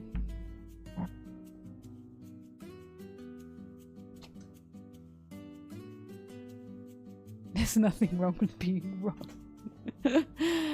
But that's anyway, I have to finish streaming for today because I've got somewhere to be. I will come back to keep editing. I'm not done for the day.